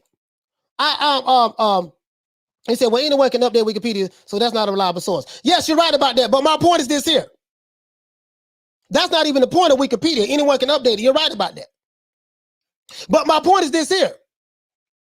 There's vagueness when it comes to Undisputed. If you are a diehard Teofimo Lopez fan, guess what? This means nothing to you. Your guy's Undisputed. It's subjective to you. I care nothing about what side of the fence you're on. I have no emotional attachments to none of these niggas. None of them. I leave that to you. I leave that to you guys who have attachments to emotional attachments to fighters. All I'm saying is there's no confusion about the past champions or the current undisputed champions. There's no confusion about that. So why did they update the information on everybody else, all other fighters? They updated the information when it comes to Clarissa Shields being undisputed. They updated the information when it comes to piggyback on what you're saying, Carmen Serene. They updated the information on every fighter on here except Teofimo. Like, make that make sense to me. Make that make sense to me then. Because that's my counter argument to it. Shout out to KQKC Boxing, man. Hey, okay. Shout out to my main man, KQKC Boxing, man. That's a good dude right there. Hey, okay. Like, make that make sense to me then. They updated everything else on everybody, but they didn't do it for this guy. That's all I'm saying. That's all I'm saying. It's a big conspiracy. Again, I'm not here to rain on nobody's parade. I'm just calling it the way I see it. I laid it out for you. Now, Wikipedia line and all that stuff there. Okay, that's fine. That's on y'all. But explain to me why. So, you're gonna have to explain to me how come this hasn't been updated then. Because that's my counter argument to that. That's my counter argument to that. Other than that, I'm done with that subject matter. Again, I'm not here to change your mind, not here trying to make you feel some type of way, look some type of way. I'm not here to do any of that. Care nothing about that. Care nothing about that. A guy here said Wikipedia source information, it can be edited, updated by anyone. Yeah, public. Again, a real smart dude. Doesn't matter. Okay. He said, could you put your gender all cap? Okay, that's fine. That's fine. That's fine. That's fine if you believe that, brother. I'm not upset. Thank you for being over here, though. I'm not upset. Now, this is not a knock on Teofimo Lopez. Teofimo Lopez is my favorite fighter at the 135-pound division. Period. He's a bad boy. Bad boy. Much respect to Teofimo Lopez. He's the best fighter at lightweight, but he's not undisputed. There's a dispute. There's a dispute here. You know what I mean? So it is what it is. But anyways, again, I know that it doesn't, I know it doesn't push certain narrative. I know that, I get it. Trust me, I get it. I get it. I get it. I get it. I really do. I understand. Trust me, I understand. I was once you. I was once there. If it didn't line up with what I want to believe, I'm just going to disregard it. And I get it. I understand. I get it. But anyway, let's keep going. So now, they say our brother, and I don't know how true this is. I don't know how true this is as it relates to Deontay Wilder and the Tyson Fury situation, right? The rumors has it that, hey man, if Tyson Fury doesn't fight Wilder, he's going to get stripped of the belt. The belt is automatically going to go to Wilder. And he's going to have to pay Wilder $80 million. Tyson Fury does not have a net worth of $80 million. I don't know how he's going to get $80 million from. I don't know where he's going to pull it out of his ass at. But I was like, where did this $80 million number come from? Where did this $80 million number come from? That's what I want to know. Where did this $80 million number come from about Tyson Fury? Tyson Fury, if he pull out of the fight, he's going to have to pay Deontay Wilder $80 million on top of giving him the belt. Where did this come from? So I said with them, is there any proof of this? Is there any proof of this? Is there any proof of this? And I couldn't find anything. No documentation and nothing. I saw some interviews that were done of what certain people were saying, but I said, is there any truth to this? Tyson Fury, they say he's a liar. You can't believe nothing he says. But as soon as Tyson Fury says something that goes with narrative, then those same people who said that Tyson Fury is a liar, you can't believe what he says. All of a sudden, he's telling the truth and they can believe what he says. Now I'm kind of confused. Are we to believe Tyson Fury or are we not to believe Tyson Fury?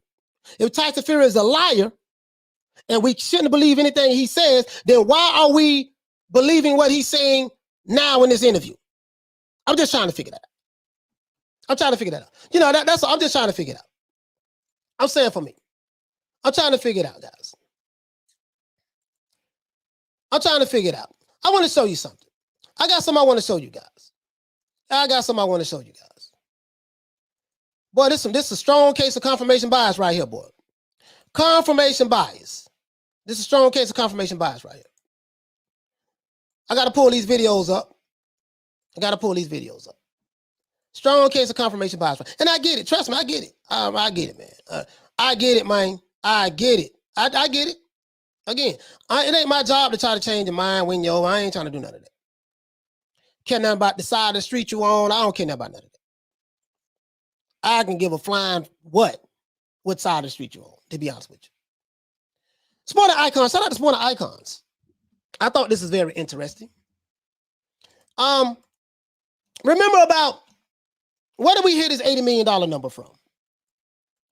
Big Ronald Figley say exactly, blood. They would have been lucky to fight. The gross was $80 million. Where do we hear this $80 million from? Yeah, if he's a liar, then keep it that way. People are not solid on here, bro. No, they're not solid. They're not solid. You but blood. But listen, confirmation bias. When they hear something that does not agree with what they already want to believe, they will totally ignore it. But when they hear something that agrees with what they believe, they accept it and use it as their evidence and proof. Now we already know the other side of the story. This is why I didn't talk about both sides as it relates to who undisputed and stuff like that, because we already know the other side, what the other side is saying. Enough receipts out, there's enough stuff out there, information out there, what the other side is saying. So I'm showing, hey, look, well, according to this, how come is it showing for everybody else, but when it comes to this guy, all of a sudden, it can be updated and changed by anybody and yada yada yada. So they just didn't do it for this guy. Okay, well, why Teofimo ain't going there and update it? Why T.O. Dad didn't go up there and update it? Why Mauricio Sulaiman didn't go up there and update it? Everybody else should update it. Can't answer that, huh? Can't answer that. I know. But anyways, Okay. again, this ain't no shade. I know it's gonna piss some people off, but I'm not here to babysit you today. I'm not here to coddle you today. Not here to do this. Tyson Fury is a liar. We can't believe anything he says, right? He's a liar. We can't believe anything he says. Okay. Let's go right here. Let's look at this here. Dante's Boxing Nation. Our good brother Dante. Let's see what he said. Right? Let me he says, wow. Tyson Fury surprisingly confesses to the $80 million and everything new media has said about. Now remember, Dante's Boxing Nation is the same guy that says that Tyson Fury is a habitual liar. You can't believe anything he says. Our good brother Deontay Wilder said that Tyson Fury is a habitual liar. You cannot believe anything he says. The brothers over there and sisters in the Alphabet Boy community, or better known as the LDBC, they say that Tyson Fury is an habitual liar. You cannot believe anything he says. Right? He's a liar. He's a liar. We can't believe anything he says, right? He's a liar. So can we believe anything Tyson Fury said, guys? That's all I want to know. Can we believe anything he says? Anyone just believe every word Fury says need to smash and break Chris' head? Can we believe anything he says? Is he a liar? Or what? Shout out to Third Cross Royalty, man. I forgot to give you a shout out, brother. Okay. He said that guy spent years calling Fury a liar. That's what the hell is wrong with these guys? We can't believe nothing he says, right? We can't believe nothing Fury says. When someone says something, they believe it's confession. When they say something they don't believe, he's a liar. Hey, you hit the nail right on the head. So I'm not even gonna play it, right? Oh no, you know what? I am gonna play it. I am gonna play it. I'm gonna play this, guys. I'm gonna play this because I want you guys to hear this. I want you guys to hear this. And we're gonna bring it all the way home. I want you guys to hear this. I want you guys to hear this. I got the receipt on this too. I got the receipt on this. I want you guys to hear this. I want you guys to hear this. So let's do this. Fury is a liar. You can't believe nothing he says. So, but we are to believe what he's saying right now. Okay. All right. I get it. I get it. I get it. I get it. I get it. I get it. I understand. Confirmation bias. When you say something that goes against what I want to believe or believe, you're a liar. When you say something that confirms what I already want to believe, you're telling the truth. You find, surprisingly, you confess. Okay, let's go, guys. Let's go. Let's go. Fired up. Let's go. Let's do this. Let's do this. Let's do this.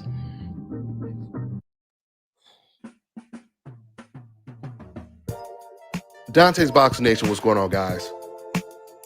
Now, I have said on numerous videos when it comes to this topic about Tyson Fury and Deontay Wilder, if Tyson Fury is going to offer Deontay Wilder step-aside money, it's going to have to really be worth it for Deontay Wilder. Meaning $10 million is not going to cut it. It's going to have to be a whole lot of money for the simple fact that Tyson Fury is a very defiant person. So he's laying the premise for his case. I told you guys in the past that, if Tyson Fury was to try to back out of this fight or whatever the case may be, it's going to have to be for, he's going to have to pay a price and, a significant amount of money. $10 million is not going to be enough. So he's laying the premise for his case. I want you guys to listen, though. Meaning there is no guarantee that if Tyson Fury goes off and he fights Anthony Joshua twice, he's going to come back and then fight Deontay Wilder. First of all, what if Tyson Fury loses to Anthony Joshua and he no longer has the motivation to continue on with his boxing career?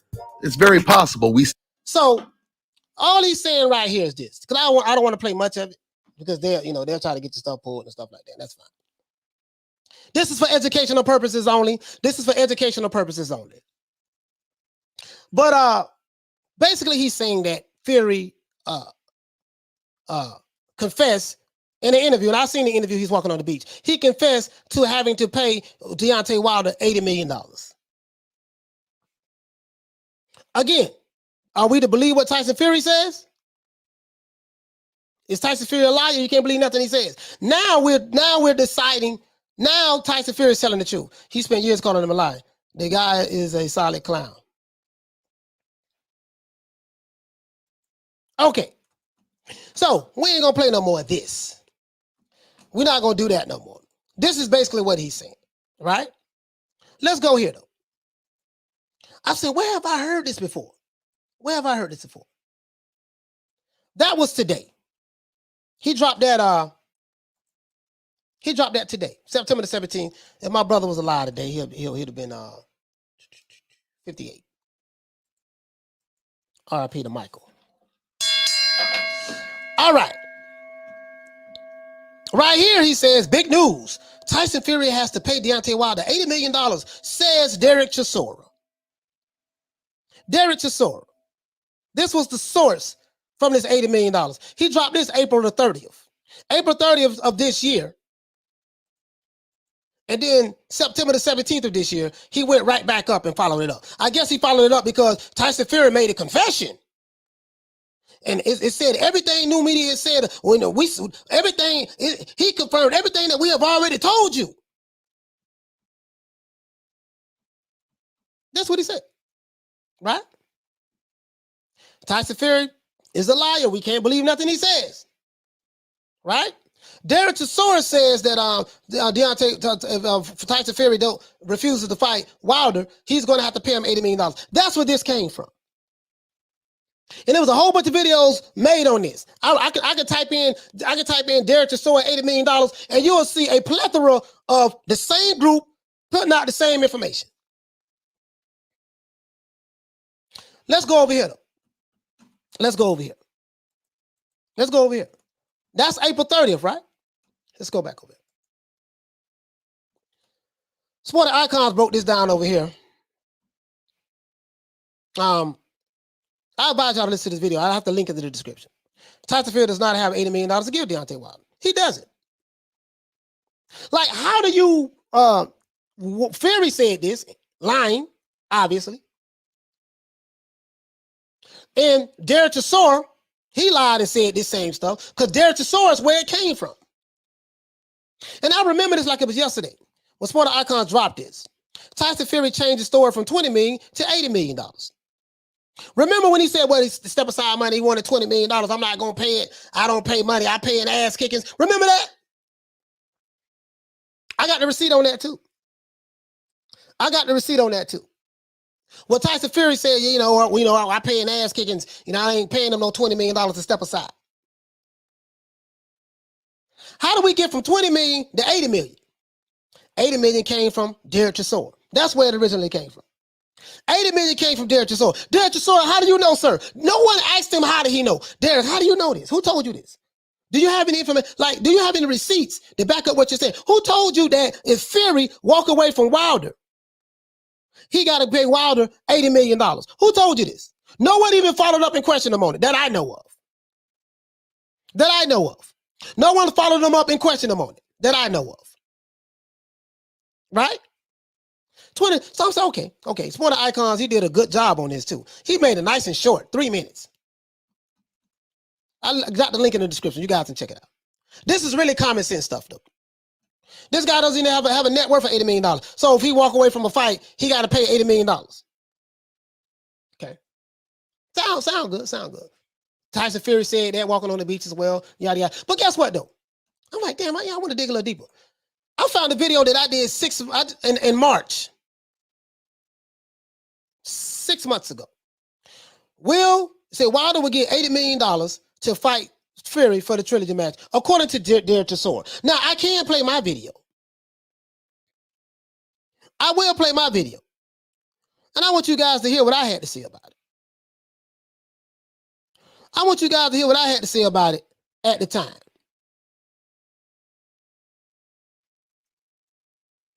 I want you guys to hear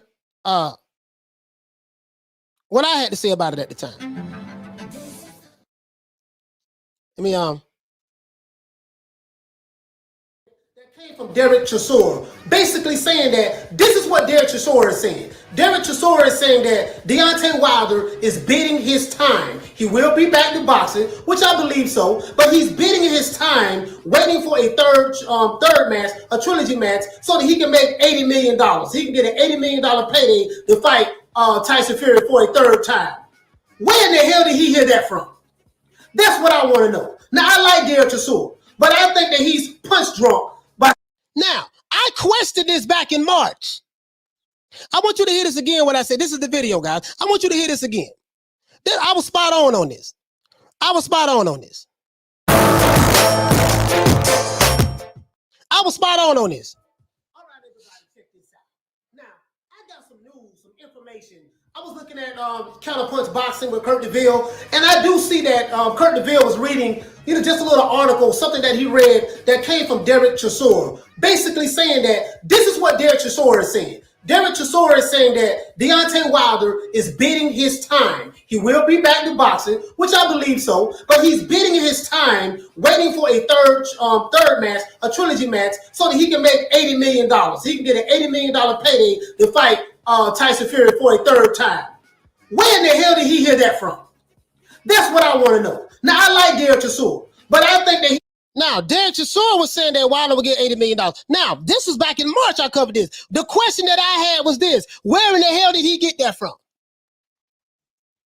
They was talking about this 6 months ago. $80 million. Derek Chisora said this. Now, I like Dale Boy, but this is what Derek Chisora said. Fury reiterated it walking on the beach in the interview. $80 million. Dante's Nation is talking about $80 million. Everybody talking about $80 million now. This is proof because Tyson Fury said it. The same guy that you guys said is a liar, he can't be trusted, and you can't believe nothing he says. But where did it come from? It came from Derek Chisora. He was the first guy talking about $80 million. The first guy. I had doubts about it. You can see the look on my face. Look at the look on my face in the video. I had doubts about that right then.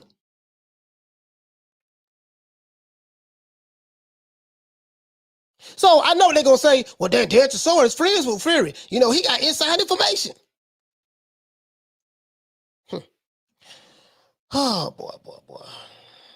Punch drunk by saying this. What in the hell make you think that Deontay Wilder is waiting for a third fight with Tyson Fury? Not only that, we know he's trying to do that. So now, we know that Wilder ended up getting the fight. He's fighting Tyson Fury October the 9th. This when all this arbitration and stuff was going on, and including myself, I thought that Tyson Fury was going to end up fighting Anthony Joshua because I made the fatal mistake of what? Believing what Bob Arum said. Bob Arum is a lone liar. You can't believe nothing he says. Everybody knows that, right? If you believe a liar, you more than likely you're gonna be wrong every time, right? Tyson Fury is a liar. You can't believe nothing he says. So what I'm trying to figure out is this: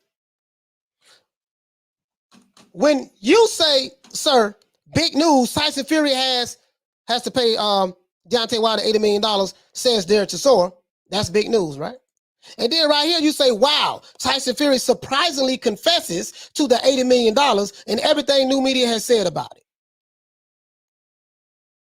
Now I'm trying to figure out, how do you know this is true?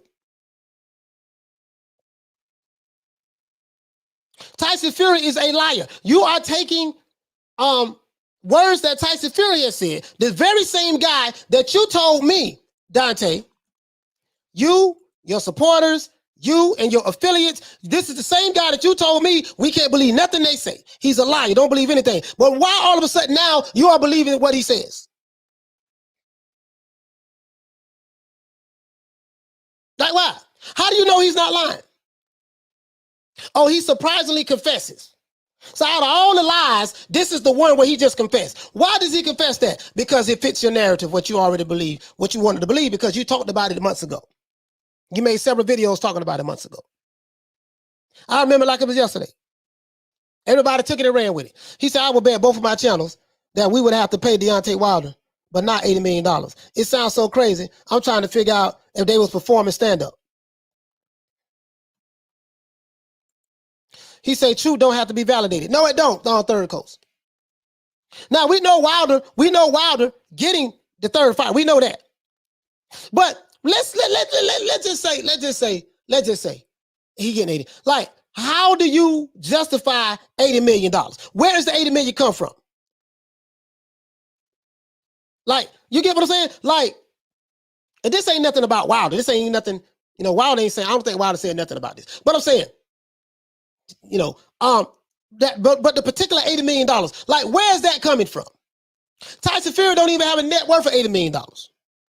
He don't even have a net worth of $80 million. If Tyson Fury decided to walk away from this fight, how is he going to have to pay you $80 million? How is he going to have to pay Deontay Wilder $80 million? Why? Because Tyson Fury said so walking on the beach? Because Derek Chisora, who said it about 6-7 months ago, he was the first guy to say it. The interviewer didn't even ask him, how do you know this? What kind of proof you have of this? He didn't ask him none of that. So people just said, well, you know what? He is friends with Tyson Fury, so apparently he knows some inside information. But if Derek Chisora would have said, yeah, you know what, man, I talked to Tyson Fury. He said he gonna knock Deontay Wilder out, or Wilder's gonna have to pay him $20 million for defamation of character. Those same channels would have said, oh, Derek Chisora, he spreading lies for his homeboy Tyson Fury.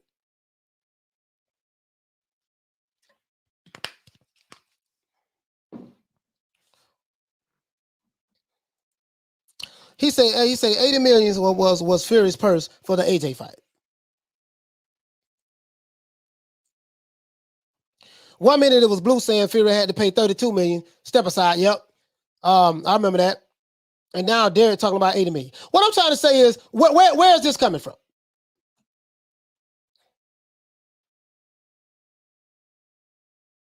Like 80 million, 32 million, 20 million, step aside. Remember Fury talked about that? He wanted 20 million, step aside. I ain't spending them that. Frank Warren talked about that. Went from 20 million to 80 million. Just like Sporting Icon said. Just like he said right here. I remember this because I got videos on this. Went from 20 million to 80 million. 20 million to step aside. If he pull out the fight, he got to pay 80 million. Says who? Derek Chisora. This where it's coming from, Derek Chisora. And now Fury talked about it, and this is proof he confessed to it. A guy who you say is a known liar. So how do you know whether to believe the confession or not? How do you know whether to believe the confession or not? That's what I want to know. He lied about everything else, but this one thing he told the truth about, so we're going to take that around with it. Elijah, what you say, fam? He says, I think Fury can't play games again. Yeah, of course they playing games again. Shout out to my brother, Roberto Entertainment. Hey, okay. What's up with you, brother? What's up, my brother? Everything good over here, fam. Double A say boxing is hilarious.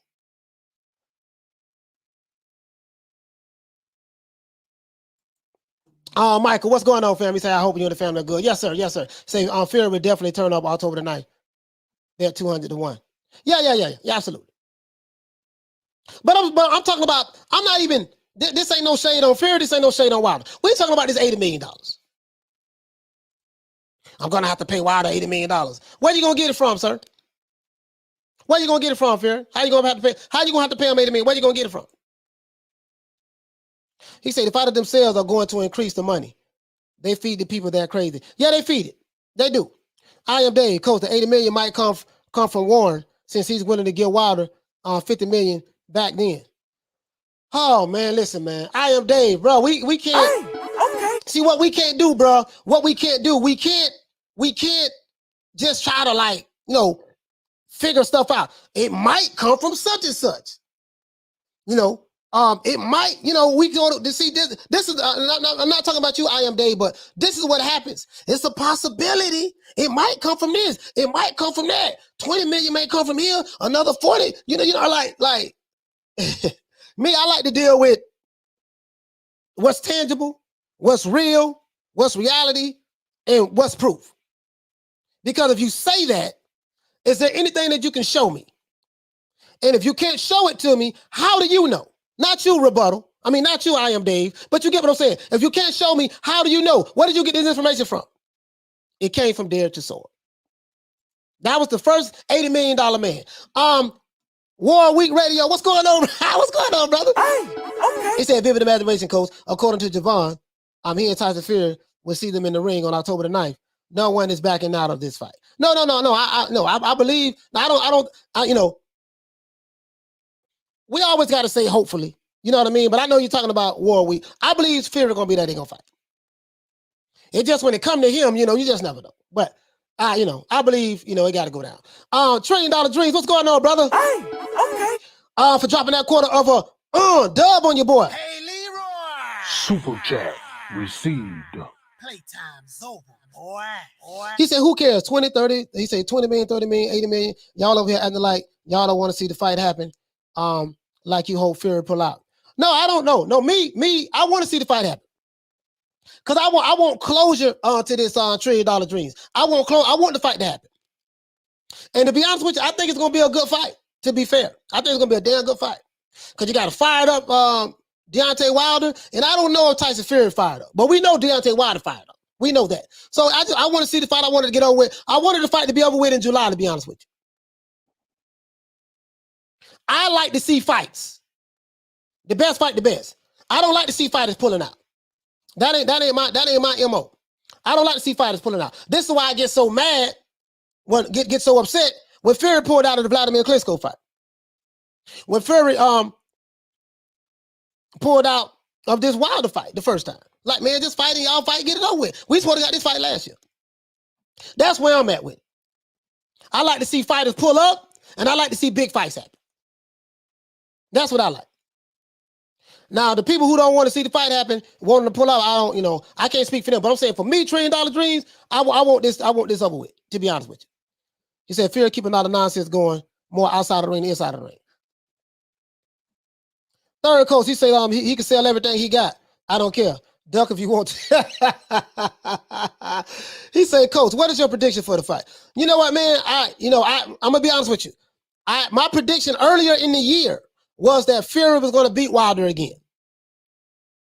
That was my prediction earlier in the year, right? And I'm going to tell you why I said that. Because I don't see anything that Wilder can do differently than he did in the first fight. He could do something better than he did in the second fight. He can't do that. But in the first fight, I don't see what he can do anything better to win this fight in the third fight. Because if Fury decides to go forward, he's going to have to show me, can he fight off the back foot? And if he can't fight off the back foot, he might run into the same situations. He might run into the same situations and issues he ran into in the second fight. He said, Coach, I am there. He said, Coach, I'm making jest of them because they always contradict themselves. Oh, okay, fam. Hey, okay. My brother Retro says, it's just common sense. Yeah, man, listen, but sometimes sense ain't so common. So anyways, who would I think can win? So now, man, I don't, to be honest with you, bro, I really don't know. It's 50-50. I originally said that Tyson Fury was going to beat Wilder again. But I don't know where Tyson Fury's head is at. I don't know. And Deontay Wilder look like he's motivated as hell. There's a remote, check this out. There's a lot of unknowns and uncertainties about this fight to me. I'm finna tell you what I mean by that. I don't know which Tyson Fury we're going to get when he come in the ring. If he fights front foot dominant, I don't know what kind of adjustments that Wilder has made in order to counter Tyson Fury if he becomes aggressive and fight front foot dominant. Intelligently, though, right? I'm going to tell you why. Because I don't know if Wilder can fight off the back foot. That's still the biggest question. Can he fight off the back foot? And we haven't seen anything, training videos that him and Malik Scott been uploading on Instagram. We haven't seen anything to indicate that. I don't know. Can he fight off the back foot? Is he working on that? I don't know. He brought another trainer in to help with him. I don't know. Tyson Fury, I don't know if he's serious about the fight or not serious about the fight. So when I was once sure, in my mind I said Fury is going to beat Wilder again. And I'm going to tell you why I said that Fury was going to beat Wilder again. Because Wilder is still saying the same thing. He said it in the interview not too long ago. Like I said before, all I got to do, you got to be perfect for 12 rounds. I just got to be perfect for 2 seconds. Fury is not, Fury is not, hold on, Fury is not Ortiz. Fury is not, what's the brother name that Wilder fought? John Duhopis. Duhopis, I think that was a good fight. The Duhopis. What's the other guy he fought? Hold on. Fury is not any of these guys, right? So you only had to be perfect for 2 seconds. That's good against, I'm putting this record up now, Dominique Brazil. That's good against Bermain Stavern. That's good against Gerald Washington. That's good against Chris Arreola. You only have to be perfect for 2 seconds. That's good against those guys. Being perfect for 2 seconds, you're going to need more than that for Tyson Fury. So I really don't know who's going to win now. It's a 50-50 fight, bro. I don't even know. I'm just being honest with you, bro. Wilder, you say Wilder may beat Fury, bro. I don't believe Fury is all that. It's a possibility. It's a damn good possibility, Retro. I really don't know. I went from thinking Fury was going to beat Wilder to now I really don't know. I'm kind of leaning towards Wilder, to be fair. To be fair, I'm kind of leaning towards Wilder. To be fair. I think Wilder is very determined. He's focused, and it looks like he's determined. Now, and if Tyson Fury, I'm just going to go in there and steamroll him in the third fight like I did the second fight. Well, you're going to see a different Deontay Wilder in this third fight. I can promise you that. Shout out to $1 Trillion Dreams Hey, okay. for dropping that quarter of a bam dub on your boy. Hey, Leroy. Super chat received. Playtime's over, boy. He says Wilder don't have to fight off the back foot. All he has to do is punch through Tyson Fury's feints and stand his ground. He'll KO Fury in 3. Stand his ground. We'll see. We'll see. I kind of like that. If he can stand his ground and say I ain't going back no matter what, and maybe counter Fury or whatever, we'll see. Go to the body a little bit. We'll see. We'll see. You got a good point though. You got a good point. He said, Joe. He said that's not true. Fury got up in the first fight, so that 2 seconds is capped. Yeah. Again, and this is what I'm saying. This is what I'm saying, right? Like you can't have that same mindset, the 2 second mindset, because it worked against OTs. Listen. All I gotta do be perfect for 2 seconds. It worked against Bermaine Severn. It worked against Jared Washington, Chris Arreola, Arthur Spilker. You know what I mean? Eric Molina, Bermaine Severn again. It worked. Malik Scott. It worked against those guys. Tyson Fury is better than any of these guys. Better than any of those guys. So I don't agree with the 2 second thing, right? And especially if you take into consideration, well, damn, you knocked this dude down the first time in the first fight and he got up. And then in the second fight, you hit him, you caught him with the right hand multiple occasions and he ate it. You see what I'm saying? So I don't agree with the 2 second thing. But now, outside of the 2 second thing, Wilder looks very focused and determined. And maybe he is the hungriest dog. Like I was always taught, if you have 2 pit bulls, right, looking at a T-bone steak, and you hold him on the chain, and you let him go, which pit bull gonna get the steak? Now we know they're gonna fight each other, and more than likely, the loser gonna be dead after the fight. But who gonna get the steak? It's the dog on the right gonna get it, or the dog on the left gonna get it? It's the hungriest dog that's gonna get the steak. So if Wilder is hungry, it's gonna be a damn good fight. It ain't gonna be like the second fight. He said, Coach, you really believe Malik Scott, the second coming of Emmanuel Stewart? I don't know. That's what they saying. That's what they saying. All I know is Wilder looks focused and determined. Now, Malik Scott, whether he's the best trainer in the world that ever lived, we're gonna find out October the 9th. If he stands his ground, he will lose the wrestling match. Fury too big. Step around. Counter. That's how you deal with a physical big man. I totally agree with that. It ain't about trying to muscle him. I totally agree with that. I am Dave say John Fury asked Tyson to come back home so he can train him properly. A few days ago, same John said he only talked to him on the phone. Behold, Tyson Fury passed by. Yeah, I saw that. I saw that. If you're new to the channel, please subscribe. Hit the like button for the old boy. I saw that. Ronald Finkley, Big Ron with the same man. He said Wilder doesn't have the best guard either. I smell another eardrum buster. To this day. Paul Burke. Let's see. Third coach, what you say, fam? You say Fury, fool. Again. See, and this is a third coach. This is the thing too, right? What is the mindset and the mentality of these two fighters? One fighter, Deontay Wilder, looks like he's focused, he's ready. Another fighter, Tyson Fury, he looks lackadaisical, like he's not taking it serious, to me.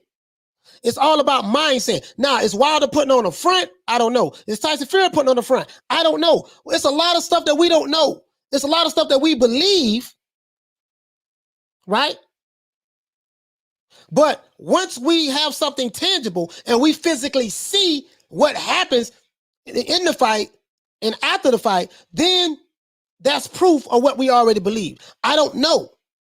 And I'm just being honest with you. I don't know. You know, am I to go off of what I'm seeing on Instagram? Wilder training with Malik Scott? Am I to go out hitting the pads? Looking mean in the camera? Am I to go off of that?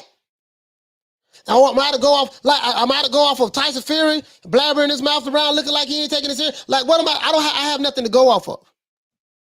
to be honest with you. But Wilder looks like he's focused and determined. Now, we don't know what we're going to see. But I can tell you this, though.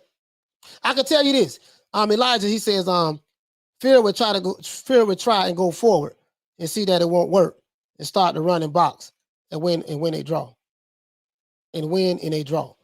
Well, if it's a draw, he ain't won, but I get what you're saying, though.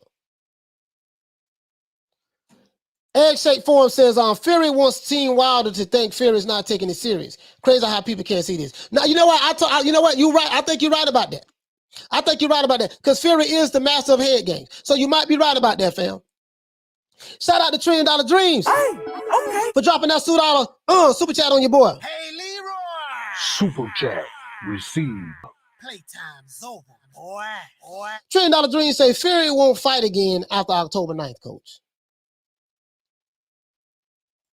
Retro says, I agree, coach. I ain't sure who's going to win, but I will be paying my pay-per-view dollars. I'm ready to see this chapter close. Yeah, I'm going to pay to watch the fight, too. We're probably going to commentate on the fight. Do a round-by-round analysis. And to be honest with you, man, I really, to be honest with you, bro, I want Wilder to win. I'm going to tell you why I want him to win. Because there's a lot of people been on suicide watch since Wilder lost. I'm not saying everybody. There's a lot of people been on suicide watch, and their spirit has been bad, especially a lot of these content creators. Their spirit has been real bad because Wilder lost. Right? I want to see those guys happy again. If Wilder can win, just want to see you happy again. So go back to twerking, doing the Tusa roll, the butterfly, the one leg up, whatever. Just go back to being happy again. I want them to make sure that Fury gloves are checked. I want them to make sure that the gloves are checked. Make sure that there's nothing wrong with the water. I don't want Wilder to wear no costume. And I'm not being funny. I don't want him to wear no costume because I don't want his legs to get weak. We know he said this to Kevin Ioli. I had the receipt on that interview, right? We don't want that. JD said it as well. Jack Reese wasn't a good referee because they say he had a long count in the first fight. And then Kenny Bayless wasn't a good referee because he allowed Tyson Fury to cheat in the ring. So now we had a white referee and a black referee. We need another referee that's of a different ethnicity. He said, Coach, do you think Deontay Wilder will be able to handle this much added instructions in one count? Do you believe it will ultimately confuse Wilder on the night of the fight? It's amazing that you say that, War Week Radio. It's amazing that you say that. I was talking to shout out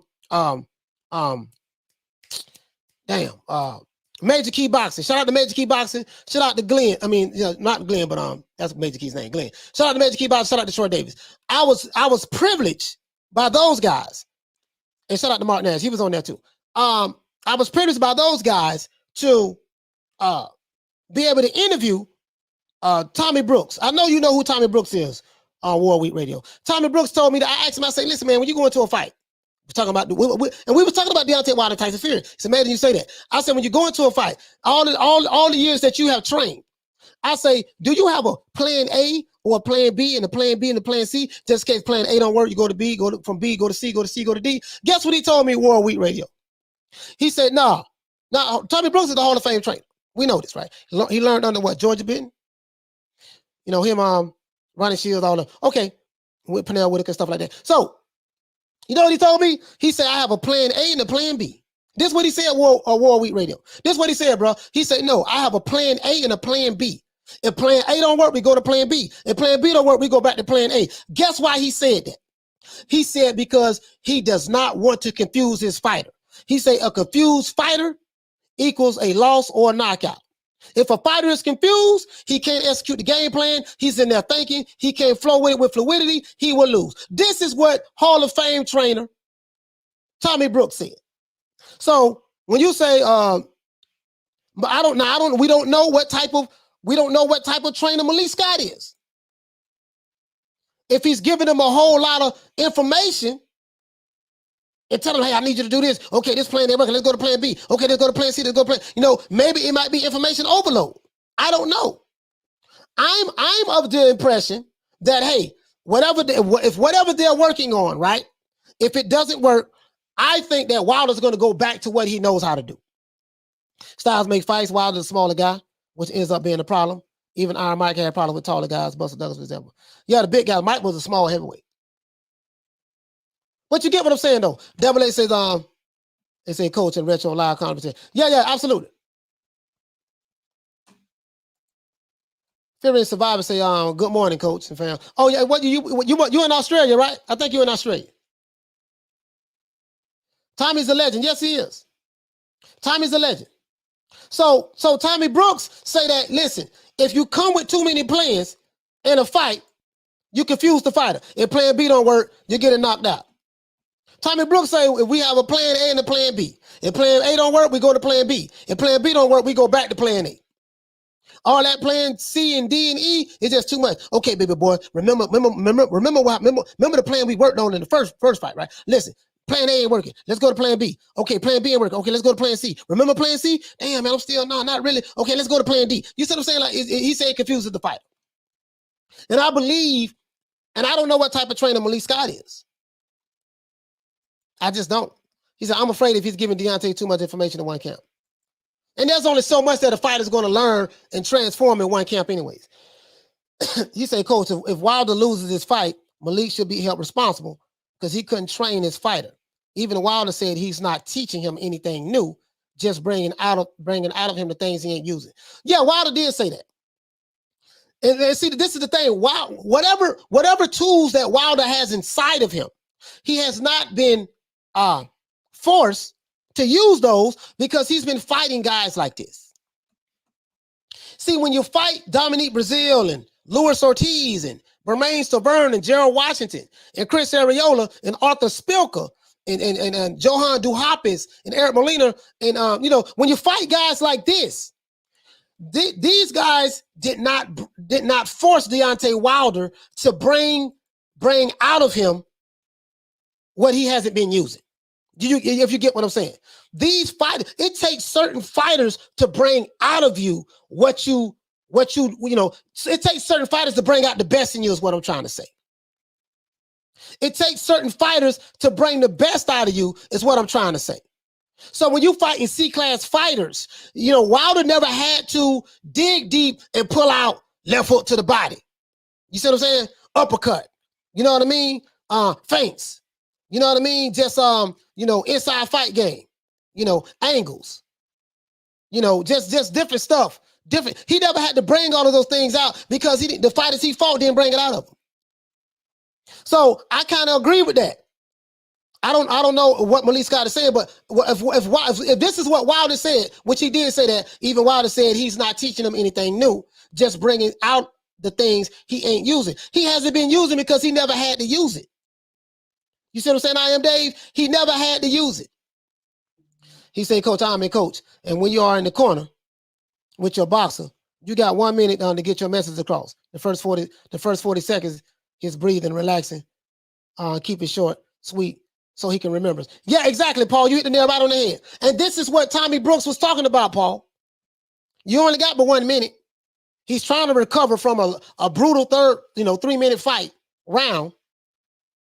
Get his water if he needed at the time. Get his water and talk to him. And, he trying to suck it up because he breathing hard. The other guy over there breathing hard. So you can't say, okay, baby boy, listen, let me break it down to you. Now, we got to go to plan C because plan A and plan B, he knocked you down on plan A. Plan B, he hurt you to the body. Now, let's go to plan C. Float like a butterfly, stinging like a bee. If that don't work, then, we got to go back. You know what I mean? So you can't have too much. The only fight I have seen do a 180 degree from a brawl to a boxer was Barrero beating Prince Ahmed. Yeah, you're right about that. When Barrero beat Prince Ahmed, he put them hammers on him. I saw that fight. He said, coach, I remember when he said, I already read that one. But you get what I'm saying, though. You can't have too much. So I don't know what I'm gonna get, dog. I'm just being honest with you, dog. I don't know. Now you back again? This troll back again. Jake Paul is better than Muhammad Ali. Damn. You made another account. I'm gonna go ahead and block this one too. Go ahead and block that one too. So anyways, on Retro says I ain't sure on betting no money. I wonder what the odds will be. Man, I ain't betting a dime on this. I'm not betting a dime on this. Because I don't know what the hell I'm gonna get. I just don't. I don't know what the hell I'm gonna get. You know, I don't know if Tyson Fury playing possum. I don't know if Wilder, you know, he got the eye of the top. I mean, I don't know. I'm just being honest with you, bro. This is a 50-50 fight. Literally. If you team Wilder, Wilder gonna knock Fury out, send him to the morgue. If you team Fury, Fury gonna beat the brace off of Wilder and outbox him again, right? You can't go off. I would say this, guys. You can't go off what you're seeing on Instagram. Whatever Malik Scott is uploading to Instagram, you can't go off what you see on it. And whatever rubbish Tyson Fury is speaking in the media, you can't go off what you see on that. We're going to find out who is who on October the 9th. Don't confuse a fighter with plan C. If A don't work, go to B. If B don't work, go back to A. Yeah, you can't. Because you can do a different variation of two. And let's say you got two plans. Look, man, this shit ain't, the plan A ain't work. We went to plan B. Plan B doing good. Plan B ain't working to go back to plan A. Okay, listen. We got to become more assertive. Impose your will on him. And this is what Sean Porter does. Sean Porter literally, like, you can look at Sean Porter and tell he got a plan A and a plan B. That's it. And Sean Porter, mostly, his plan is, I'm just going to try to impose my will on you and make you fight my fight. That's it. That's what Sean Porter's going to do. It ain't none of all that, none of that.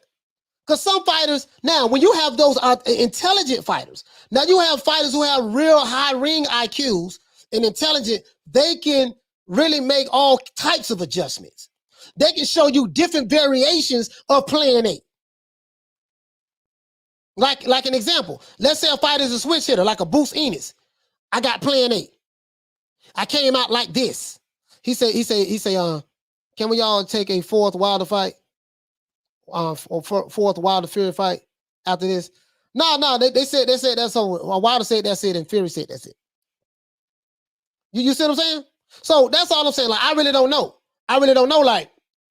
Like, now you have these high IQ fighters, like a Bruce Ennis, or maybe even a Virgil Ortiz. Or even a Canelo. Okay, I got a plan A and a plan B. I'm gonna come out this way in plan A. And as the fight goes on, I'll start showing you different variations of that same plan. You see what I'm saying? If you get what I'm saying. I'm gonna show you one look and then try to confuse you by getting you a different look. It's the same plan. I'm just giving you a different, got a little wrinkle in it. He say, it's going to be a draw. Watch, mark my words. It might be a draw. It might be. Jeff Luciano say Fury can fight any distance, smother Wilder, and he does. But this is the thing, though, right? This is the thing, guys. We don't know who the referee going to be. We know the complaint about the first referee, the knockdown. We know the complaint about that. That was a white referee, right? Then we had a black referee. The complaint about him was he was allowing Tyson Fury to cheat. So who are we going to get for a referee that's going to satisfy anybody from that camp as well? You see what I'm saying? He says, what weight will Wilder come in at? He's best at 217. But if he's not 224, there's no belt on WBC minimum weight. I'm hearing that he's coming in at 240 pounds. 240. I'm hearing Wilder's coming in at 240 pounds. Me personally, I think that's too much weight for him. Me personally. Because Wilder power comes from his speed. You see what I'm saying? Wilder's, I don't see like 11 or 12 Wilder's fights. Wilder's power comes from his speed and his timing. Wilder has good timing when it comes to throwing that right hand. But everybody he knocks out stands right in front of him. It's always a straight right. Boom, boom, two-piece. Hey, okay. It's the left hand, the throw ball, and then coming straight right down the pipe. Always. It ain't like no left hook, uppercut, over, none of that. It's if you watch most of those fights, you're gonna see the same punch. But he's excellent. He's good at timing it. You see what I'm saying? But 240, I just think, so his power comes from his speed. I just think 240 is Blood said, 2038, they would still be younger than Holyfield is now.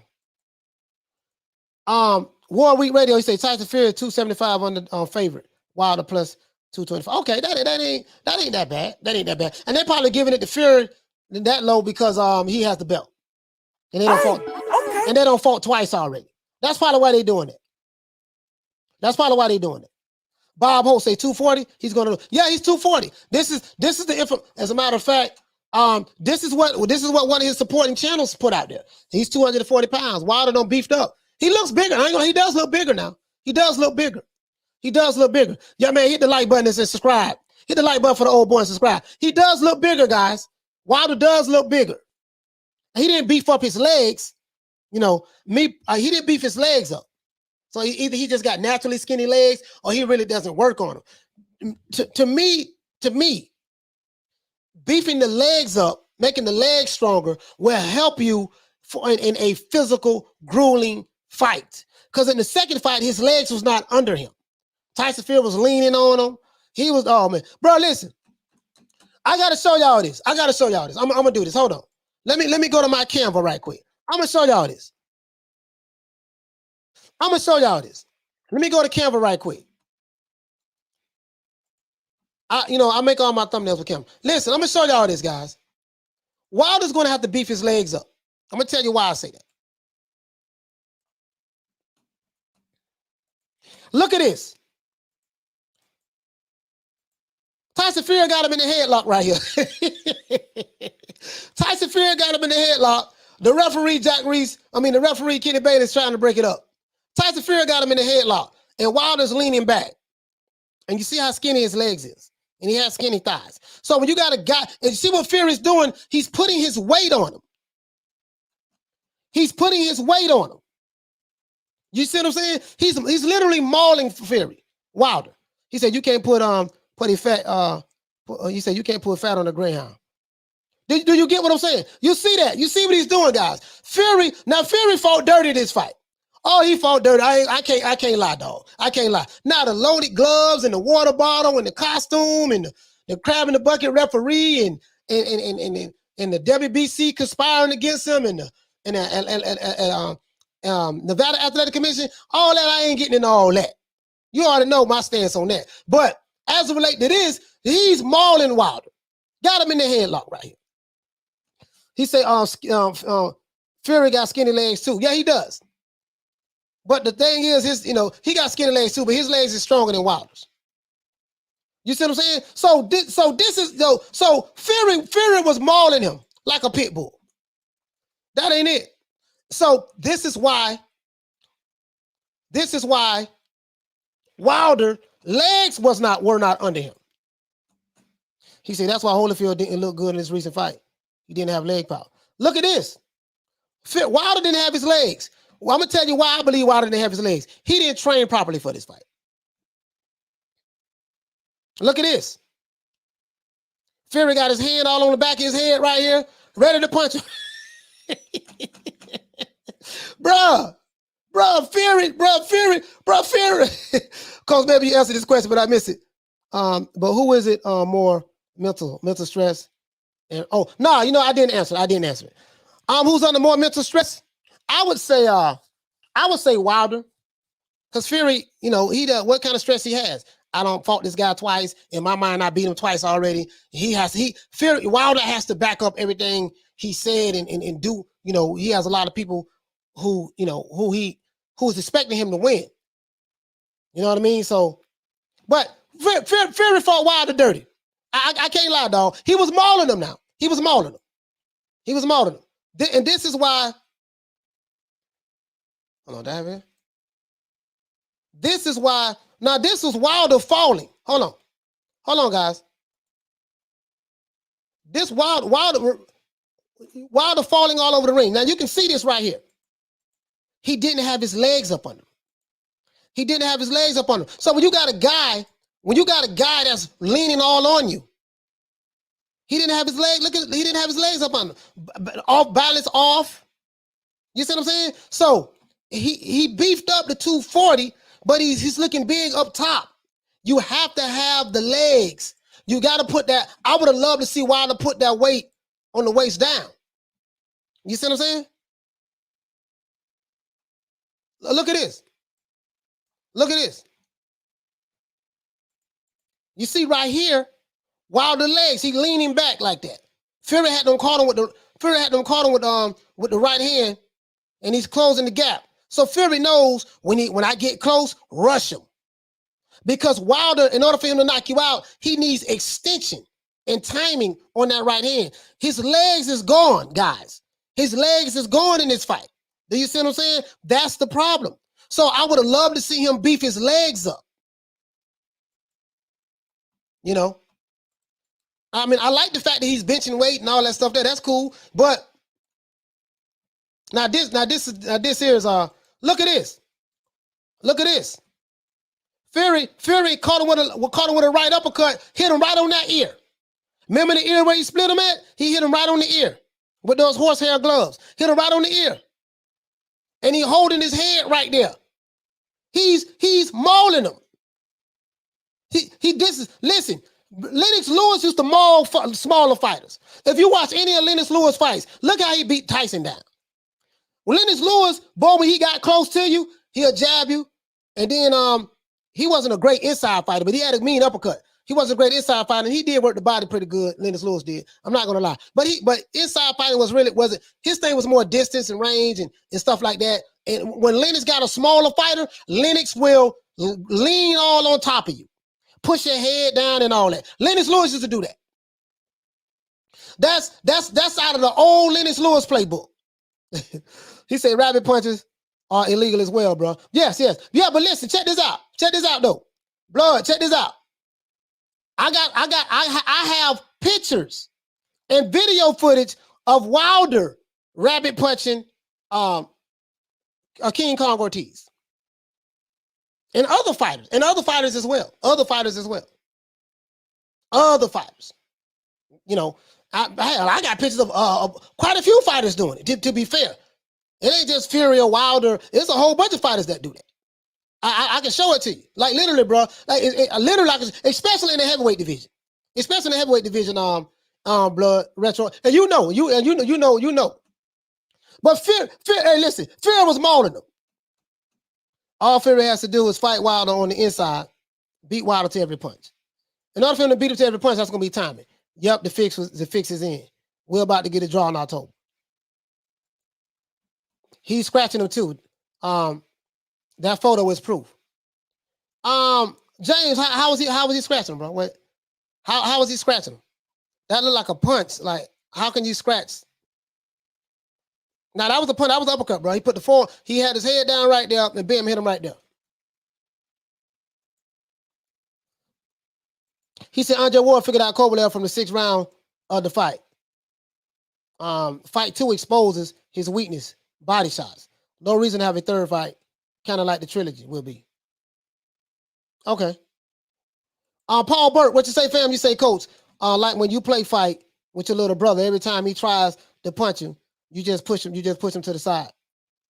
Yeah, so Fury, you know, Fury was mauling him, and this is what Wilder was crying about. He said, I've seen fighters with good legs get knocked out cold while standing. If your legs are trash, any punch, they're gone. Yeah, that means you don't have a high punch resistance at that point. You get what I'm saying? That means you don't have a high punch resistance. But every fighter still should build their legs up. Since everything comes from your legs, well, everything really comes from your feet in boxing. You throw that shot, it's coming from the heel of your foot, and it's coming all the way through, and bam, you know what I mean? But you gotta have that. You got to strengthen those legs. That's all I'm saying. You know, don't pick and choose what you want to strengthen. Strengthen everything. Strengthen your legs. He said, coach, the 40-pound advance wore his legs out. So that says Wilder's a rage weight between 217, 219. Yeah, 240 pounds, man. I mean, he's 6'6". So he's 6'7". He's 6'7", so he's 6'7", but Kathy W says Fury is gonna win. Deontay has stick legs, and Fury took his best punches in the second fight. Deontay's mental situation on a loss means he ain't ready to fight. You know, Kathy W, we're gonna find out. We're gonna find out, Queen. We're gonna find out. Hey, coach, where are all the illegal punches listening to autopsy? Hey, Hey, listen, we gonna find out. He said trilogy. I'm not interested really. I'm more interested in AJ versus Usyk. I'm interested in that fight too. We're gonna get that fight next weekend. Next weekend. Okay. And I will be getting purchased in that fight next weekend. Wilder lost 3 rounds because he's getting to get his legs figured out. But you get what I'm saying though. So to be fair, I gotta be as objective. I gotta be unbiased here. Fury was mauling him. Lennox Lewis mauled fighters as well. Mike Tyson mauled fighters. Evander Holyfield head-butted fighters. Every fighter has a vice. Listen, I've seen them all. I've seen them all. All of them got something that they do, especially in the heavyweight division. Especially in the heavyweight division. Michael Knight said he did the move Errol caught Porter with.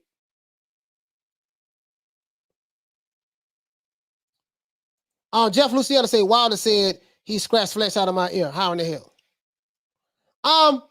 Yeah, how was he able to do that? Like, okay, let's say we go with that narrative. He scratched flesh. How was he able to do that? Like through the gloves. You know what I mean? But Malik Scott did say that Tyson Fury burst his eardrum in sparring. Malik Scott did say that. So, the narrative that the only reason why Deontay Wilder's ear was bleeding was because Tyson Fury scratched his ear. He didn't do that. Because Malik Scott said that Tyson Fury burst his eardrum as well. Did he have egg wakes in his gloves when he burst Malik Scott's eardrum? If you want to believe that, so be it. I'm tired of talking about the gloves, the water, but all that. I'm done with all that. I just want to see this fight. You made the best man win, get it over with. I don't know who to bet with. I don't know who's going to win, to be honest with you. No such thing as on spot training. Train all body parts equally. Yeah, you're right about that. You got to train all body parts equally. 4-quarter talk at 6, yeah. Yeah, you got to train all body parts equally. But what I'm saying is, you got to train all body parts equally. You just can't be working on one part and then I'm going to neglect the legs. You see what I'm saying? Like, he said, listen, I'm betting on Wilder. Make it light on yourself. Hey, man, anybody want this bet? I don't want third coast. I don't want no smoke with this bet. I'm being honest with you. I don't want no smoke with this bet. I don't know what the hell I'm going to get, to be honest with you. I don't want no smoke with this bet. I hope he win, though. It's been dark and gloomy. It say WBC knew that Wilder protection plan was over. That's why they made the Bridgerweight for him to go to. There he can continue his knockouts.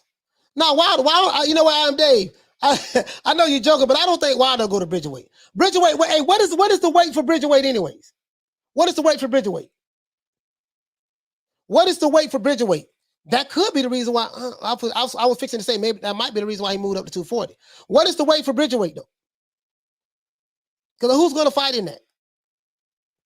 Ronald Finkley says Wilder's aiming at Malik's body like he was giving a bad dream, like he was having a bad dream. Third Coast say cool. Yeah, man, anybody want some of this bet right here, man? Y'all get that Third Coast. Third Coast, I don't want none of this smoke. I'm tapping out on that. You could have got me about a couple months ago, but now I'm like, Wilder look like he focused and and I don't know. I still say this is a 50-50 fight. It's a 50-50 fight. Who knows? The hungriest dog gonna get the steak. Whoever show up, it is what it is. He said all illogical. If Fury had egg weights in his gloves, why would Wilder be upset? He stopped the fight. Maybe he wanted to fight through the egg weights. Maybe he wanted to fight through that.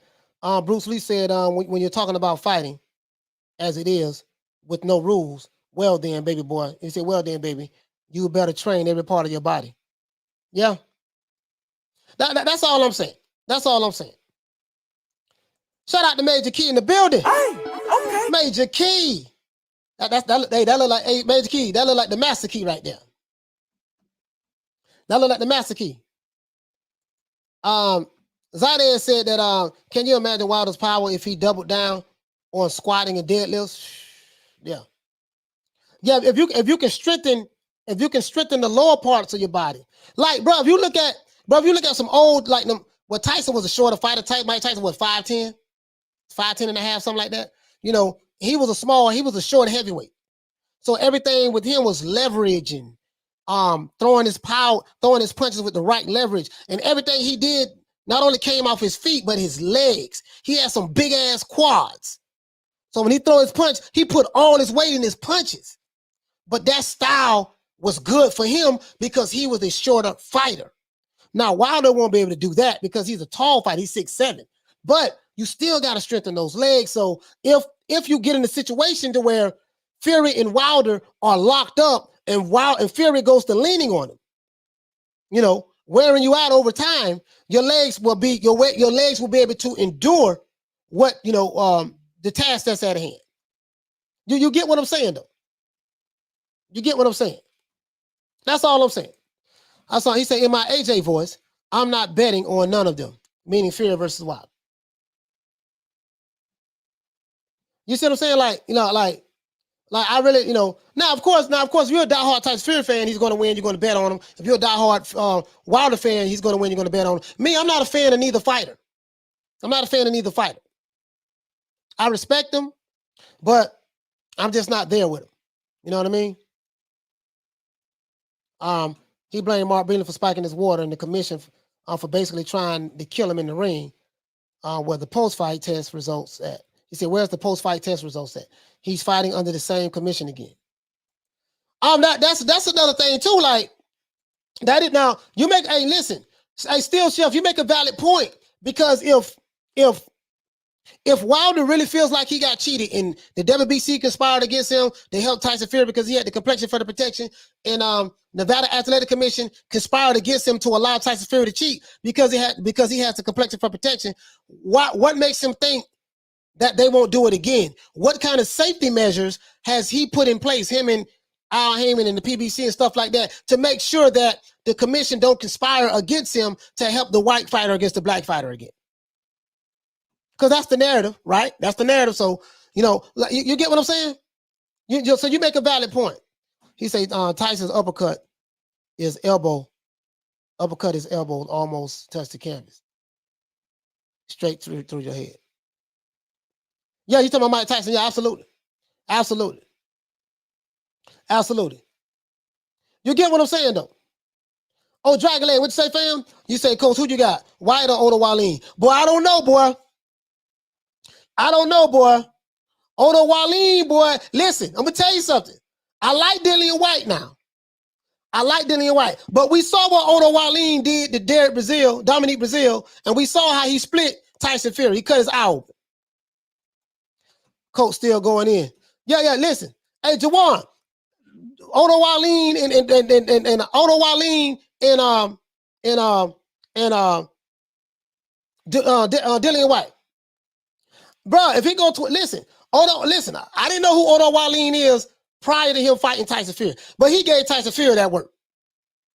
Tyson peekaboo style, spring left and right of his legs up and down, closing the gap. Iron Mike's legs were solid as rock. Yeah. Mike was about Mike. That style. Third Coast saying Wallin is above. Hey, Third Coast, you don't like Odo Wallin, man?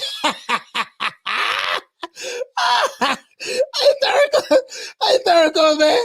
Hey, Third Coast, get that while you can. You know what I mean? Oh man. Hey, it's great how you been ducking me.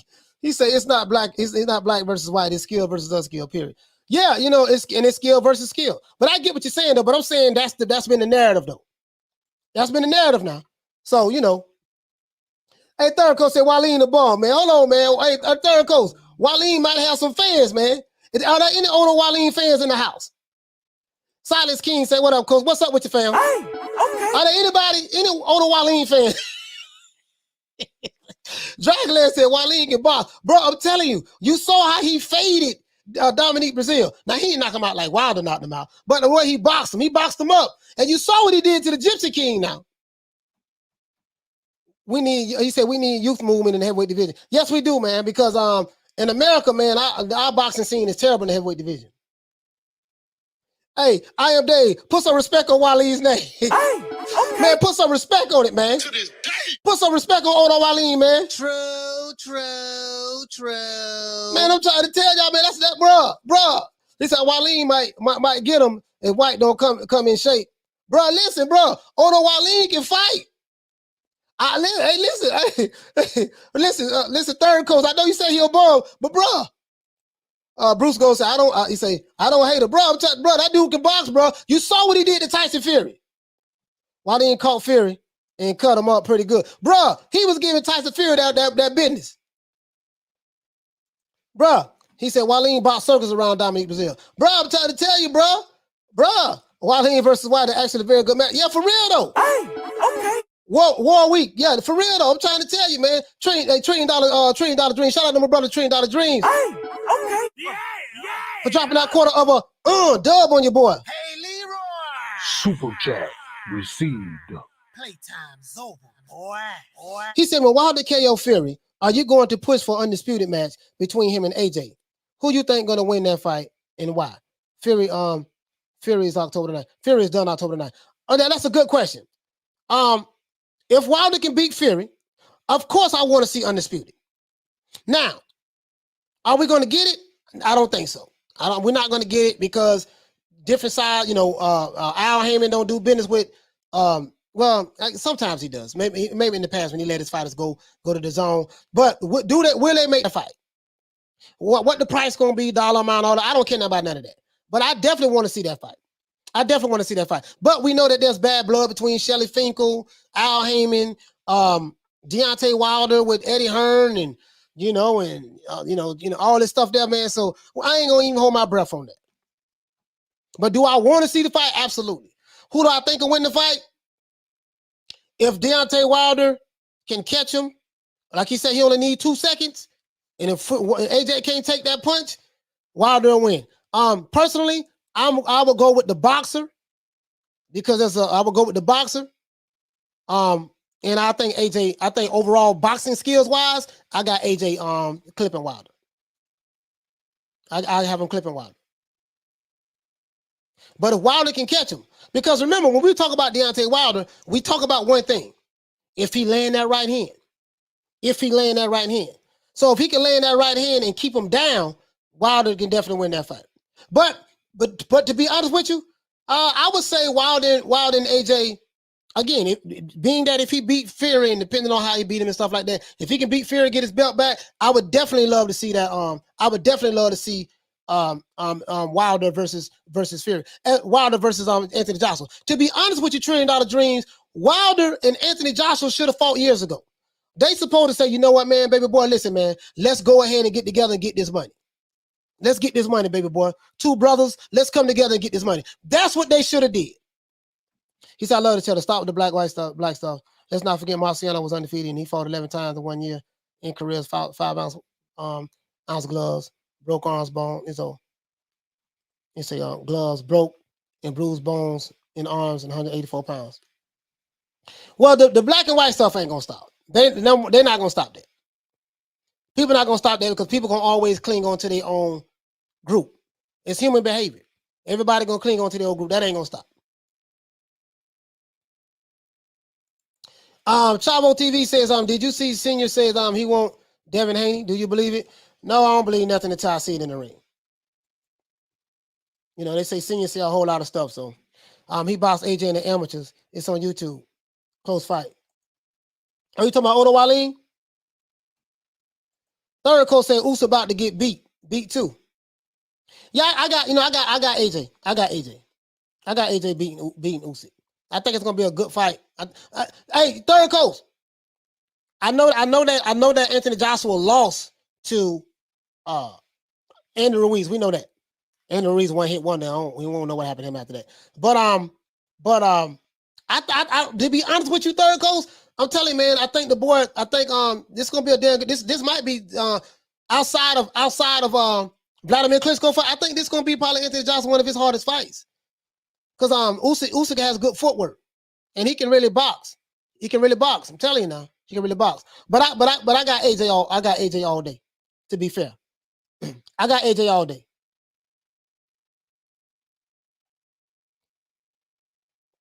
Egg Shake Forum says Bill Haney slipped up on a live stream and basically admitted they avoided Teal. Yeah, that's a whole lot of stuff going on over there with that back and forth.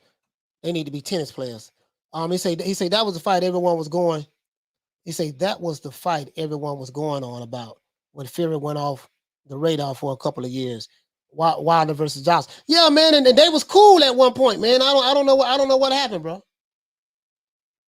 I don't know what happened. He said Wilder couldn't put down Duhopkins. Wilder's power is overrated. Well, you know what? This is what I say about that, about power, right? It's all about, as Shelton Moore would say, but who did you beat? Who do you knock out? When people say this guy's the hardest hitting puncher in the history of boxing, like, what are you gauging that on? You get what I'm saying? Like, and I always ask this question, guys. Like when people say this, shout out to my brother Charlo. Hey, okay. For dropping that quarter of a bam dub on your boy. Hey, Leroy.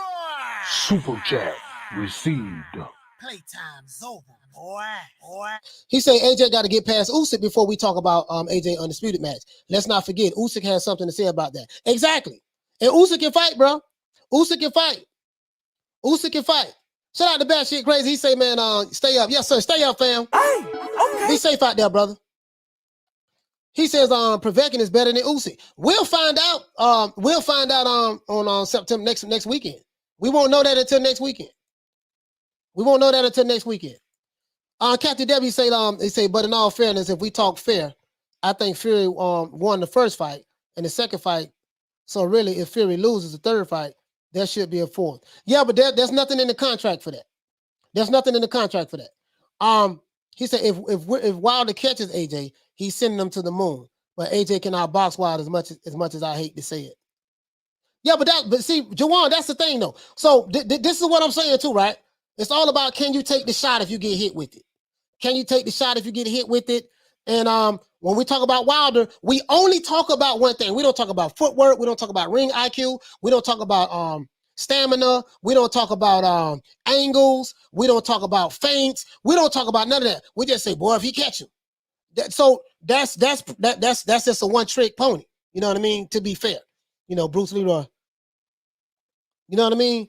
But now, I don't know if whether Wilder's power is underrated or overrated or not. There's only one guy, well, two guys he's fought that he didn't knock out. He knocked out Bermain Severn, but in the first Bermain Severn fight, he went 12 rounds, right? And in the two Tyson Fury fights, he didn't knock him out. So the argument is Wilder fought C-class fighters, so he was able to knock those guys out. And some people would say those fighters were bums. Now we know for a fact, if you saw the Malik Scott fight, Malik Scott he took a dive. This is facts. He just took a dive. And then in the second Bermain Severn fight, Bermain Severn just sat there like this. And that ain't Deontay Wilder's fault. Bermain Severn sat there like this and just let Wilder punch him, and then he just leaned back and got knocked out. That ain't Deontay Wilder's fault. But this is how I gauge it. Now, if you fought a whole bunch of killers, if you fought a whole bunch of Foremans and Ali, no, I ain't gonna say Ali's, but Ali's or Tyson's or Lennox Lewis's, Riddick Bowes, Holyfields, and you knocked all of them out, then I can say, yeah, man, that dude, because he knocked out some hell of a dudes. But when you say that he's the hardest hit puncher in the history of the heavyweight division, what are you basing that on? Are you basing that on Dominique Alexander? Are you basing that on Audrey Harrison? Are you basing that on him knocking out Malik Scott? That's the question that I ask. And that's with any fighter. You see what I'm saying? Now, is he the hardest hitting puncher in the heavyweight division? More than likely, yes, today. But when you're talking about history, that's a whole nother ball game. It's really not fair. It's really not fair to say that, because you really don't have no way of gauging that, because there's no Foremans here. There's no Lennox Lewis's here. Wilder didn't fight Vladimir Klitschko. So there's no way of gauging that. So you can only gauge it based on the competition that he's fought. And just based on that, I can't say he's the hardest hitting puncher in the history of the heavyweight division. I can't say that with all our honesty. You know what I mean? Hell, I can't say AJ the hardest hitting puncher in the heavyweight division. I can't say Andy Ruiz is the hardest hitting puncher in the heavyweight division. I have no way of gauging that. When I'm not in the heavyweight division, I mean throughout the history of the heavyweight division. The history. Let me clarify that. The history. Now, you can say he's the hardest hitting puncher amongst the current heavyweights. I can go for that. I can definitely go for that. But throughout history, there's no way of gauging that. That's not fair. Shout out to $1 Trillion Dreams Okay. for dropping that $2 bam super chat on your boy. Hey, Leroy. Super chat received. Playtime's over, boy. He said, "Can y'all start first fight was a draw?" Yeah, it was a draw. It was. In fact, in the matter, the fight ended up in the draw. Bruce Leroy, he knocked out Stavern in the rematch, and Fury came from the dead in the 12th round. He had stopped or dropped every fighter. His power was real. Yeah, I totally agree with that. He's done that. But you get what I'm saying though. Like, he's the hardest hitting puncher today, not history. Yeah, you get what I'm saying, Jawan. Yeah, you get what I'm saying. Today, yeah, I definitely go for that. Today, yeah. Today, I can probably go for that. But in history, there's no way of gauging that, because you got to say, well, damn, if he would have hit Ali, how Ali would have stood up to that, or if he would have caught Foreman, or what about Ron Lyles, or what about Larry Holmes, or you see what I'm saying? When the waters go to getting murky. Sonny Liston, guys who was known for being able to take a good punch. Technically you can't say so, but his KO record is almost flawless. Well, you know what? There's only 3 fighters. Let's see, currently today, right? Wilder hasn't fought AJ, so we don't know that. And you can try the triangle theory to say, okay, well, AJ lost to Andrew Ruiz, so what you think? What would happen to Wilder? Would have did? We can try to make hypotheticals and possibilities and maybes, and you know what I mean. We can do all of that, but until we actually see the fights, guys, it's hard to gauge that stuff. But I will say now, in today's time, yes. In today's times, yes. Bruce Leroy says Fury got up in the 12th round. The round Fury should have been the most tired in. Yeah. 12th round. The 12th round, I think both fighters were tired. And the fact that Wilder was able to carry that power in the 12th round, caught Fury ducking down. Fury ducked right into the shot. People playing themselves to think Fury doesn't have at least decent power. Oh yeah, Jeff, I always say, you're not going to tell me a guy that's 6'9", 275 pounds can't punch. You're not going to tell me that. You're not going to tell me that a professional fighter, a heavyweight champion, that's 6'9", 275 pounds can't punch. That's a big dude. How you that big and can't punch? I don't, You know what I mean? So he said, knock Wilder down with a body punch. That's a hard punch. Kathy W. What she say? She say, shout out to y'all. It's my birthday. Okay, shout out to Kathy W. It's the day her birthday, man. The day is her birthday. Yeah. I say the day her birthday. What? I say the day is her birthday. To this day. Today is her birthday. True. Shout out to Kathy W. I hope you have a good day today. He said today is getting old and it's my cake time. I'll be back in 1 second, peeps. Okay, for sure. You get what I'm saying, though. Jawan say that count was 30 seconds. Oh, man, listen, why we got to keep talking about that, man? Why we got to keep talking about that? Jawan said, I ain't even a Wilder fan, bro. He's just the only heavyweight we got in America. Hey, no, we're not going to do that. Jawan, no, we're not going to do that. You're going to put some respect on my dog's name. You're going to put some respect on his name, Jawan. No, I ain't going to let you get by with that. You say he the only heavyweight we have. You forgetting about Trevor the Dream Bryant. No, we ain't gonna do that, dog. We ain't gonna do that. Hold on. No, Jawan, we ain't gonna do that. You see this? You see Trevor Bryant right there. This is the only American heavyweight champion that we have. This is the current American heavyweight champion that we have right now. Trevor Bryant right here. No, you ain't gonna get away with that, Jawan. Talking about he the only one we got. No, we got more than that. We got right here. You see what he say? Trevor Bryant, Floyd Mayweather, undefeated champions. You see this, Jawan. Trevor Bryant saying undefeated champions. Trevor Bryant is undefeated. Floyd Mayweather retired undefeated. You see this. So y'all don't like talking about Trevor Bryant. I'm the only Black American talking about Trevor Bryant. The other Black American fight fans, they don't even want to recognize Trevor Bryant. I'm the only one representing for Trevor Bryant right now. The only one.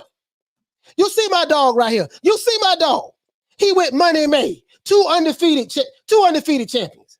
I don't know what you talking about. He talking Jawan talking about that's on the one. You see him? Give me mines, or I'm going to take it from whoever got it. You see my dog. You see him right there. He said, give me mines, or I'm going to take it from whoever got it. You see Trevor Bryan right there. You see him right there. Yeah. Yeah, man. Y'all, you're going to put some respect To this day. on Trevor Bryan's name, dog. This is the most avoided heavyweight champion in boxing right now. Deontay Wilder ducking him, Tyson Fury ducking him, Anthony Joshua ducking him, Dillian Whyte ducking him. Don't nobody want none of this smoke. And he say he's supposed to be back to fight in October or November. Yeah, man. Yeah, I said it. Yeah, I said it. From the UK to listen, from the US to the UK and beyond, everybody they ducking Trevor Bryan. Yeah, I said it. So Jawan, he said, hey, listen, man, Jawan, I'm just saying, dog, you my dog. I rocks with you now. I rocks with you. But man, you can't listen, bro. Trevor Bryan, baby, he our champion. He black. He's an American heavyweight champion. And we got to put some respect on his name. We got to put some respect on his name. We got to put some respect on his name, dog. That's it. Trevor Bryan. He is the WBA. He is the WBA regular heavyweight champion. Facts. I don't care how you slice it. I don't care how you dice it. You see my dog right there. You see my dog. Let's see what else he doing. See what else he doing. He training right there. Look at him. It's Trevor Bryan Jr., the Dream, a.k.a. your champ. But guess what? Yeah. This is an announcement. The Dream will be in the ring event somewhere near you very soon. So the kid will be back in the ring, defending my title for the first time, WBA heavyweight champ. Let's go, champ. Stay tuned. It's the Dream. Yeah, you heard what he said. He said it's the Dream. Trevor in there working up a sweat. You see, he got Tommy Hearns back there, the hitman. He got the hitman back there. Got the hitman behind him. You see what he said. You see what he said. He said that, I'm going to tell you, he said it's about that time again, folks. He fought in January, right here in Hollywood. The Dream will be back in an arena soon, defending his WBA championship belt. Stay tuned for an official date. Now, if you are a fan of the sport of boxing, you're in America, you're a fan of the sport of boxing, listen, we got to support our American heavyweight champion. That's all I'm saying. We got to support our American heavyweight champion. Do you notice that? You notice none of the other channels talking about Trevor Bryan. I talk about him. I am the only channel that talk about Trevor Bryan. Literally. We supposed to ride with the champ, right? We supposed to, we got to stick together, right? That's the narrative, right? We got to stick together. We got to ride with the champ, right? Okay, but it's the champ right here. American heavyweight champion Trevor Bryan. Why we ain't riding and sticking with him?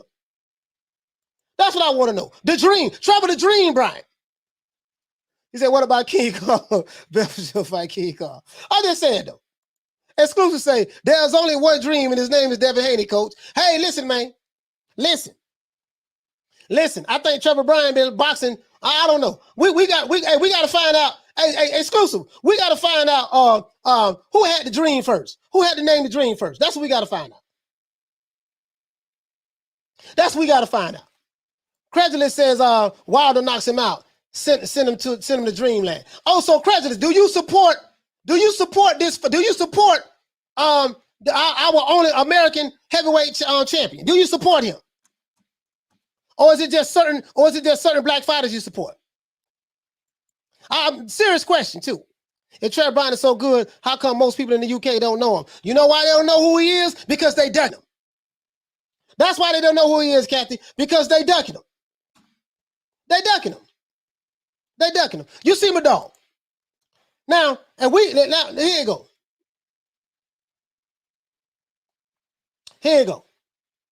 You see what I'm saying? So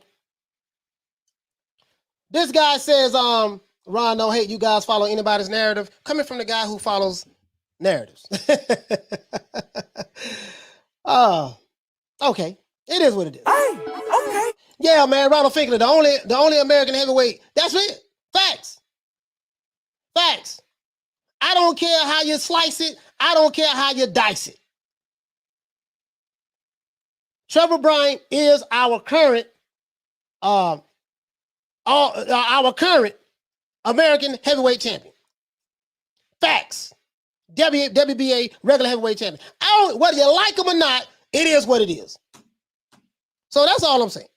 That's all I'm saying. That's all I'm saying. That's all I'm saying.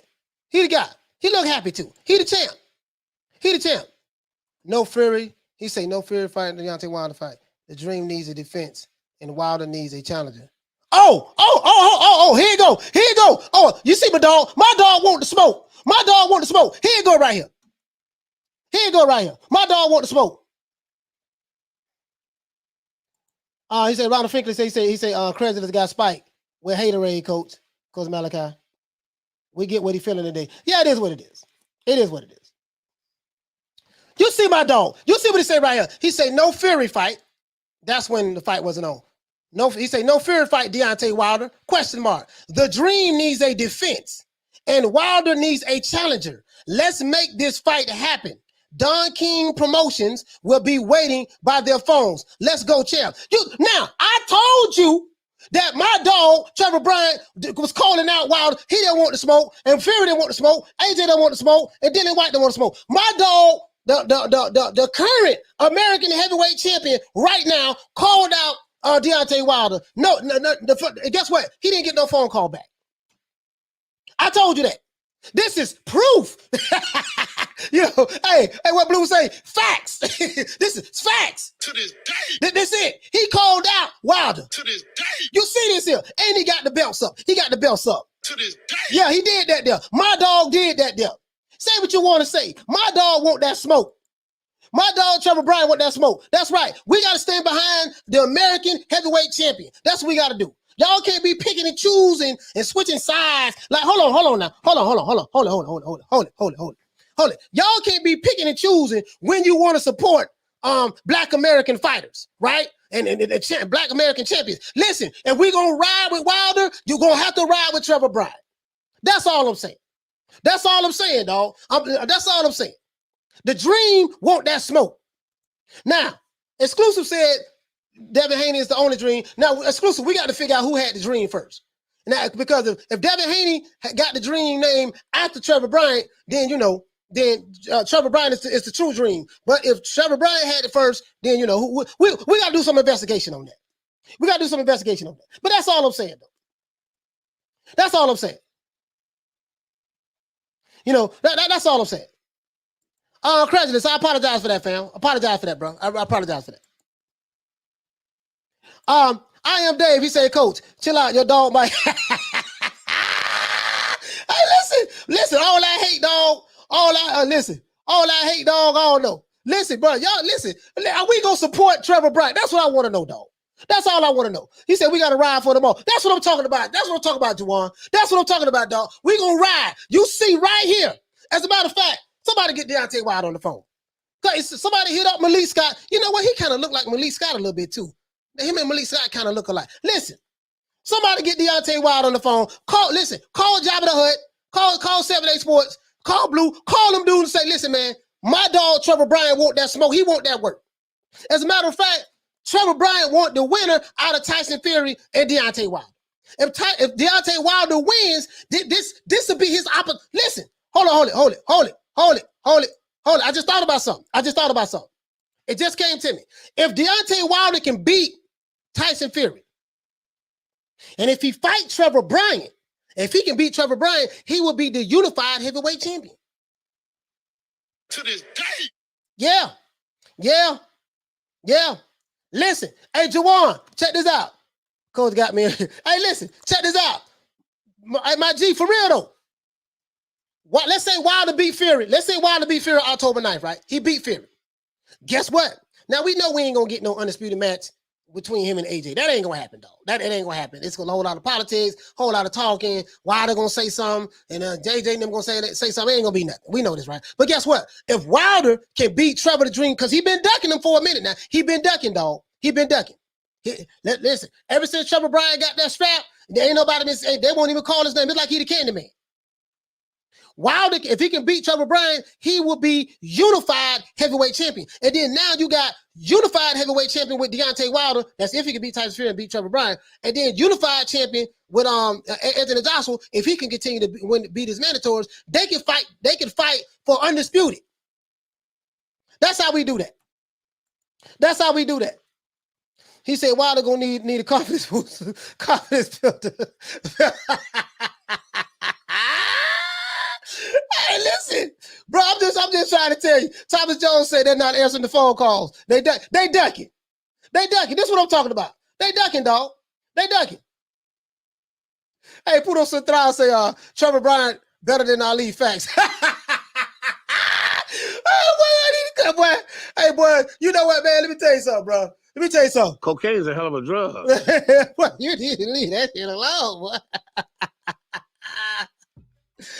True. Hey, boy, I'm trying to tell you, boy.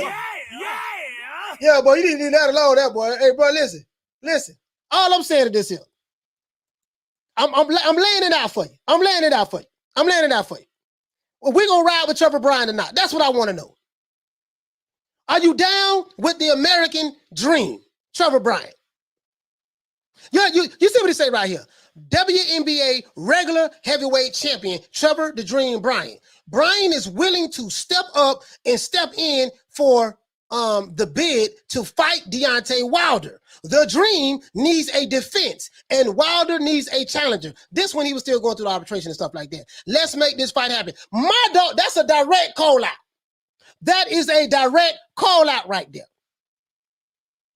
That was 9 weeks ago. That was a direct call out. If Wilder don't fight Trevor Bryan, he ducking. Now, I ain't going to say he ducking right now, even though he is kind of ducking right now, but I ain't going to say he ducking right now because he has a pending fight. But after this fight, if he don't want to unify, if he don't want to become the unified champion, he ducking. Tyson Fury too. Tyson Fury ducking too. Hey, shout out to $1 Trillion Dreams. Hey, okay. For dropping that quarter of $2 on your boy. Hey, Leroy. Super chat received. Playtime's over, boy. Hey, $1 Trillion Dreams on Trevor Bryan is the WBA regular heavyweight champion. AJ is the WBA super heavyweight champion. So that's what's going on with that. Too many damn belts. But yeah, Trevor Bryan is the regular WBA champion, and Anthony Joshua is the super WBA champion. So we got two different versions of the WBA belt in the heavyweight division. Might be three. It might be three, Trill. Hey, $1 Trillion. It might be three, fam. It might be three. The WBA regular is not the real championship belt. Or it shouldn't be. But let me tell you something, though. Lennox was best. Let me tell you something, though. Ali had the WBA regular championship belt. The WBA regular championship belt is the real belt. The WBA super belt, that came out about 20 years ago. So from a historical standpoint, Trevor Bryan has the historical WBA heavyweight championship belt that all of the great, Evander Holyfield had that belt. You see what I'm saying? All of the greats had that belt. Hey, okay. You see what I'm saying? I'm just calling it like it is. Ali ain't had no super WBA belt. Holyfield, none of them had that. But Trevor, that came out about, 2001, something like that? I think Lennox Lewis was the first guy that had that belt, to be fair. Somewhere up in there. I think Lennox Lewis. Shout out to $1 Trillion Dreams. Hey, okay. He said never mind that last super chat. Hey, for dropping that $2 super chat on your boy. Hey, Leroy. Super chat received. Playtime's over, boy. Shout out to Mad Chad Boxing, man. Shout out to Mad Chad Boxing. Hey, okay. That's all I'm saying, dog. So now, from a historical standpoint, which belt has been around longer? The WBA super belt or the WBA regular? From a historical standpoint. Now this ain't no me sugarcoating it. Let's be real now. Let's be real. When did the WBA super championship belt came out? You're gonna see it came out about 20 years ago. You're gonna see that. You're gonna see that. You're gonna see that. You're gonna see that. We're gonna see that. For sure. Shout out to Jaden. Shout out to Jaden and the Queen Lee Luna. And shout out to Ziggy. Hey, okay. Listen. Check this out. All I'm saying is this here, bro. The WBA regular championship belt been around longer than the super. So if technically, Trevor Bryan has the historical heavyweight championship belt. This is facts. This is fact. This ain't me. This ain't me trying to sugarcoat it, me trying to build it up. That's all I'm saying. He did that. Hey, Shout out to Mad Chat Boxer for dropping that $3. Bam! Super sticker on your boy. Hey, Leroy. Super chat received. Playtime's over, boy. Egg Shake Phone say Trevor has the Ali belt because he's today's Ali. Well, I ain't gonna say he today's Ali, but that is the belt that Ali had. Larry Holmes had that belt. A lot of the old champions had that belt right there. That Trevor Bryan holding. So I'm just keeping it all the way live now. The regular belt lineage ended when Vlad beat Hay. The super belt is the real one. Okay, it's the real one now. But all I'm saying is this here. I recognize all I'm saying is this here. Call it what you want to call it. The fact of the matter is that the WBA heavyweight championship title that Trevor Bryan has, that's the first historical belt. That's the first one. That's it. Trevor, I think Lennox Lewis ended up getting the super. He says, I don't know, Coach. Super sounds better than regular. Hey, listen, I agree. Super does sound better than regular. But fact, listen, forget all the semantics. The fact still remains Trevor Bryan is the American heavyweight champion right now. Is that true or false? Is that true or false? Yes, Coach. Lennox was the first super heavyweight. The belt Trevor holds is the original, held by the greats. Yeah, hey, listen, that's all I'm saying, bro. That's all I'm saying, bro. Lennox was the first to have that. I think he got it like 20 years ago, something like that. And they credit that for Lennox because that's all I'm saying, bro. This is a historical fact. This is a historical fact. The super belt is about 20 years old. It's a new booty belt. That's all it is. It's new. It's new to the game. Thomas Jones say the bottom line, they're ducking. That's right. They ducking Trevor Bryan. Hey, listen, they ducking my dog. He say, don't tell nobody, but I hear all of the belts are used as marketing tools. Listen, that's all I'm saying. They ducking my dog. That's my story, and I'm sticking to it. I know a duck when I see a duck, and that's a duck. Now, I'm going to tell you something now. If Wilder don't fight, okay, check this out. This can go two ways. If Wilder can beat Tyson Fury and then fight Trevor Bryan, he will be the unified heavyweight champion. You want to know how I know that? Because if he beat Trevor Bryan, all of the Alphabet Board channels are going to say Deontay Wilder is the unified American heavyweight champion. That's what they are going to say. I know it and you know it. That's what they are going to say. If Wilder gets the belt, they are going to say that he is the unified. If he can beat Fury, get the WBC belt back, and then beat Trevor Bryan, they are going to say he is the unified heavyweight champion. So you have two unified heavyweight champions in Anthony Joshua and Deontay Wilder. That means he should get 50-50, all of that stuff there. That's what they're going to say. I know it, you know it. So let's just call it like it is. So if Wilder can beat Fury and then beat Trevor Bryan, which is going to be a hard task. Trevor Bryan is no pushover. He's undefeated for a reason. That's going to be a hard task for Deontay Wilder to beat Trevor Bryan because Trevor Bryan is nobody's pushover.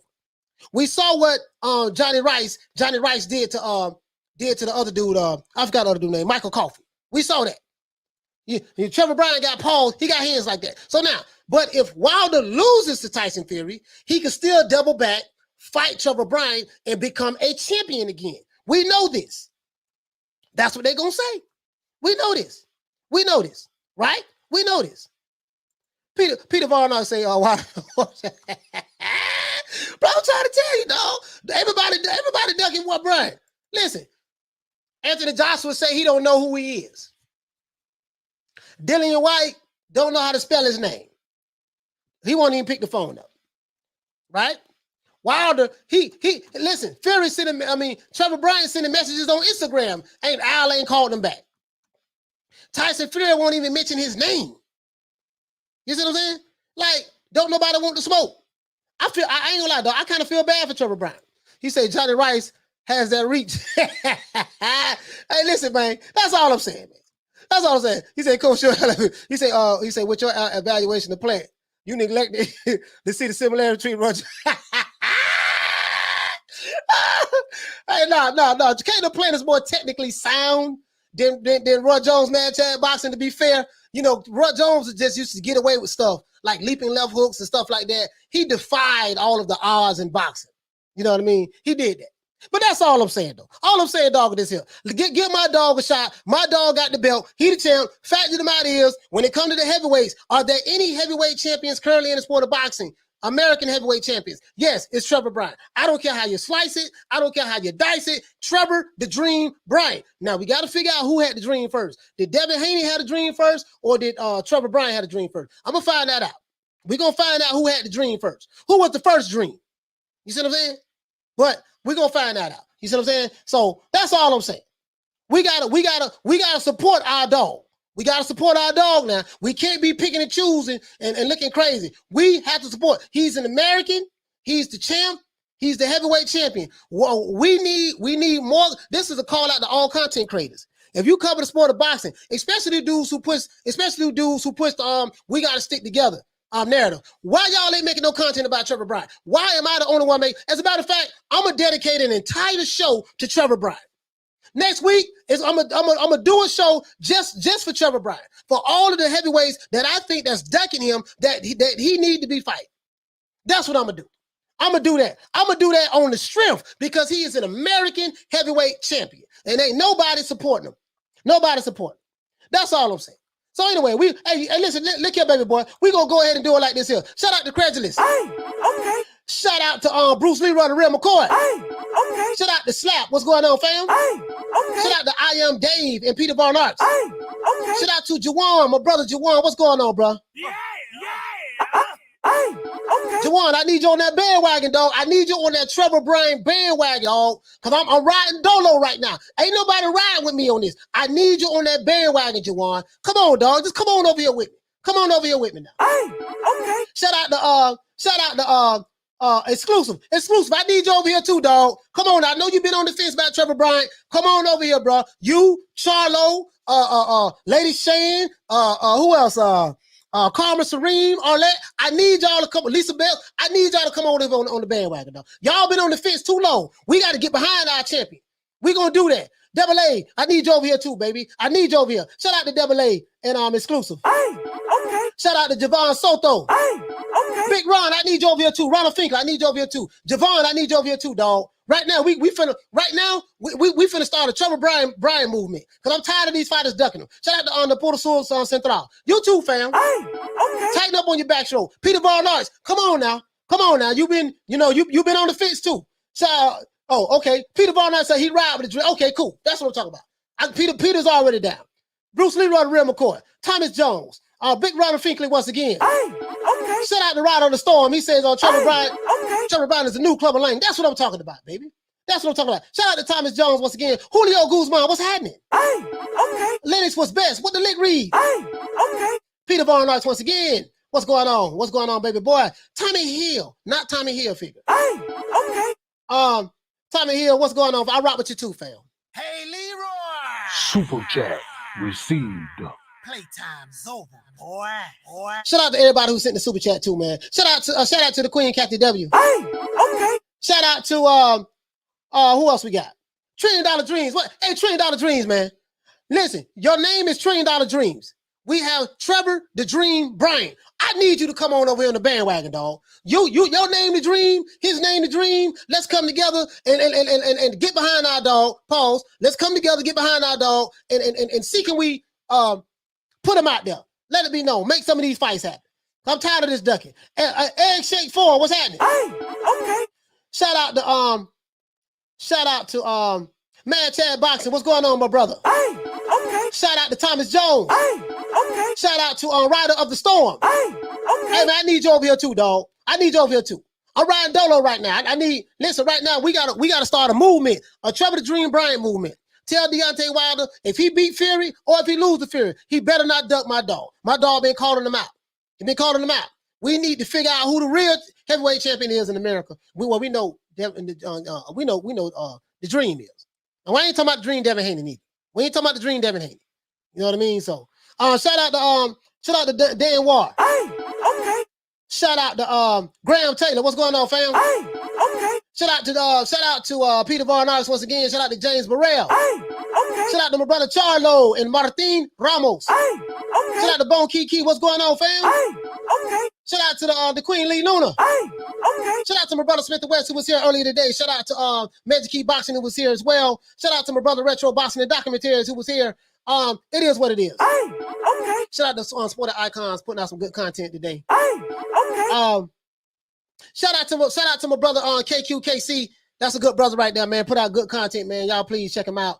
He's funny. He's funny as hell. He's funny. He is funny. Shout out to that brother though. Hey, okay. Shout out to who else we got? Shout out to Dragon Leg. What up? Hey, okay. Shout out to who we got? Shout out to Bruce Goals. What's going on, fam? Hey, okay. Shout out to James Burrell. What's happening? Hey, okay. Shout out to we said Linus was best. What's up with you, brother?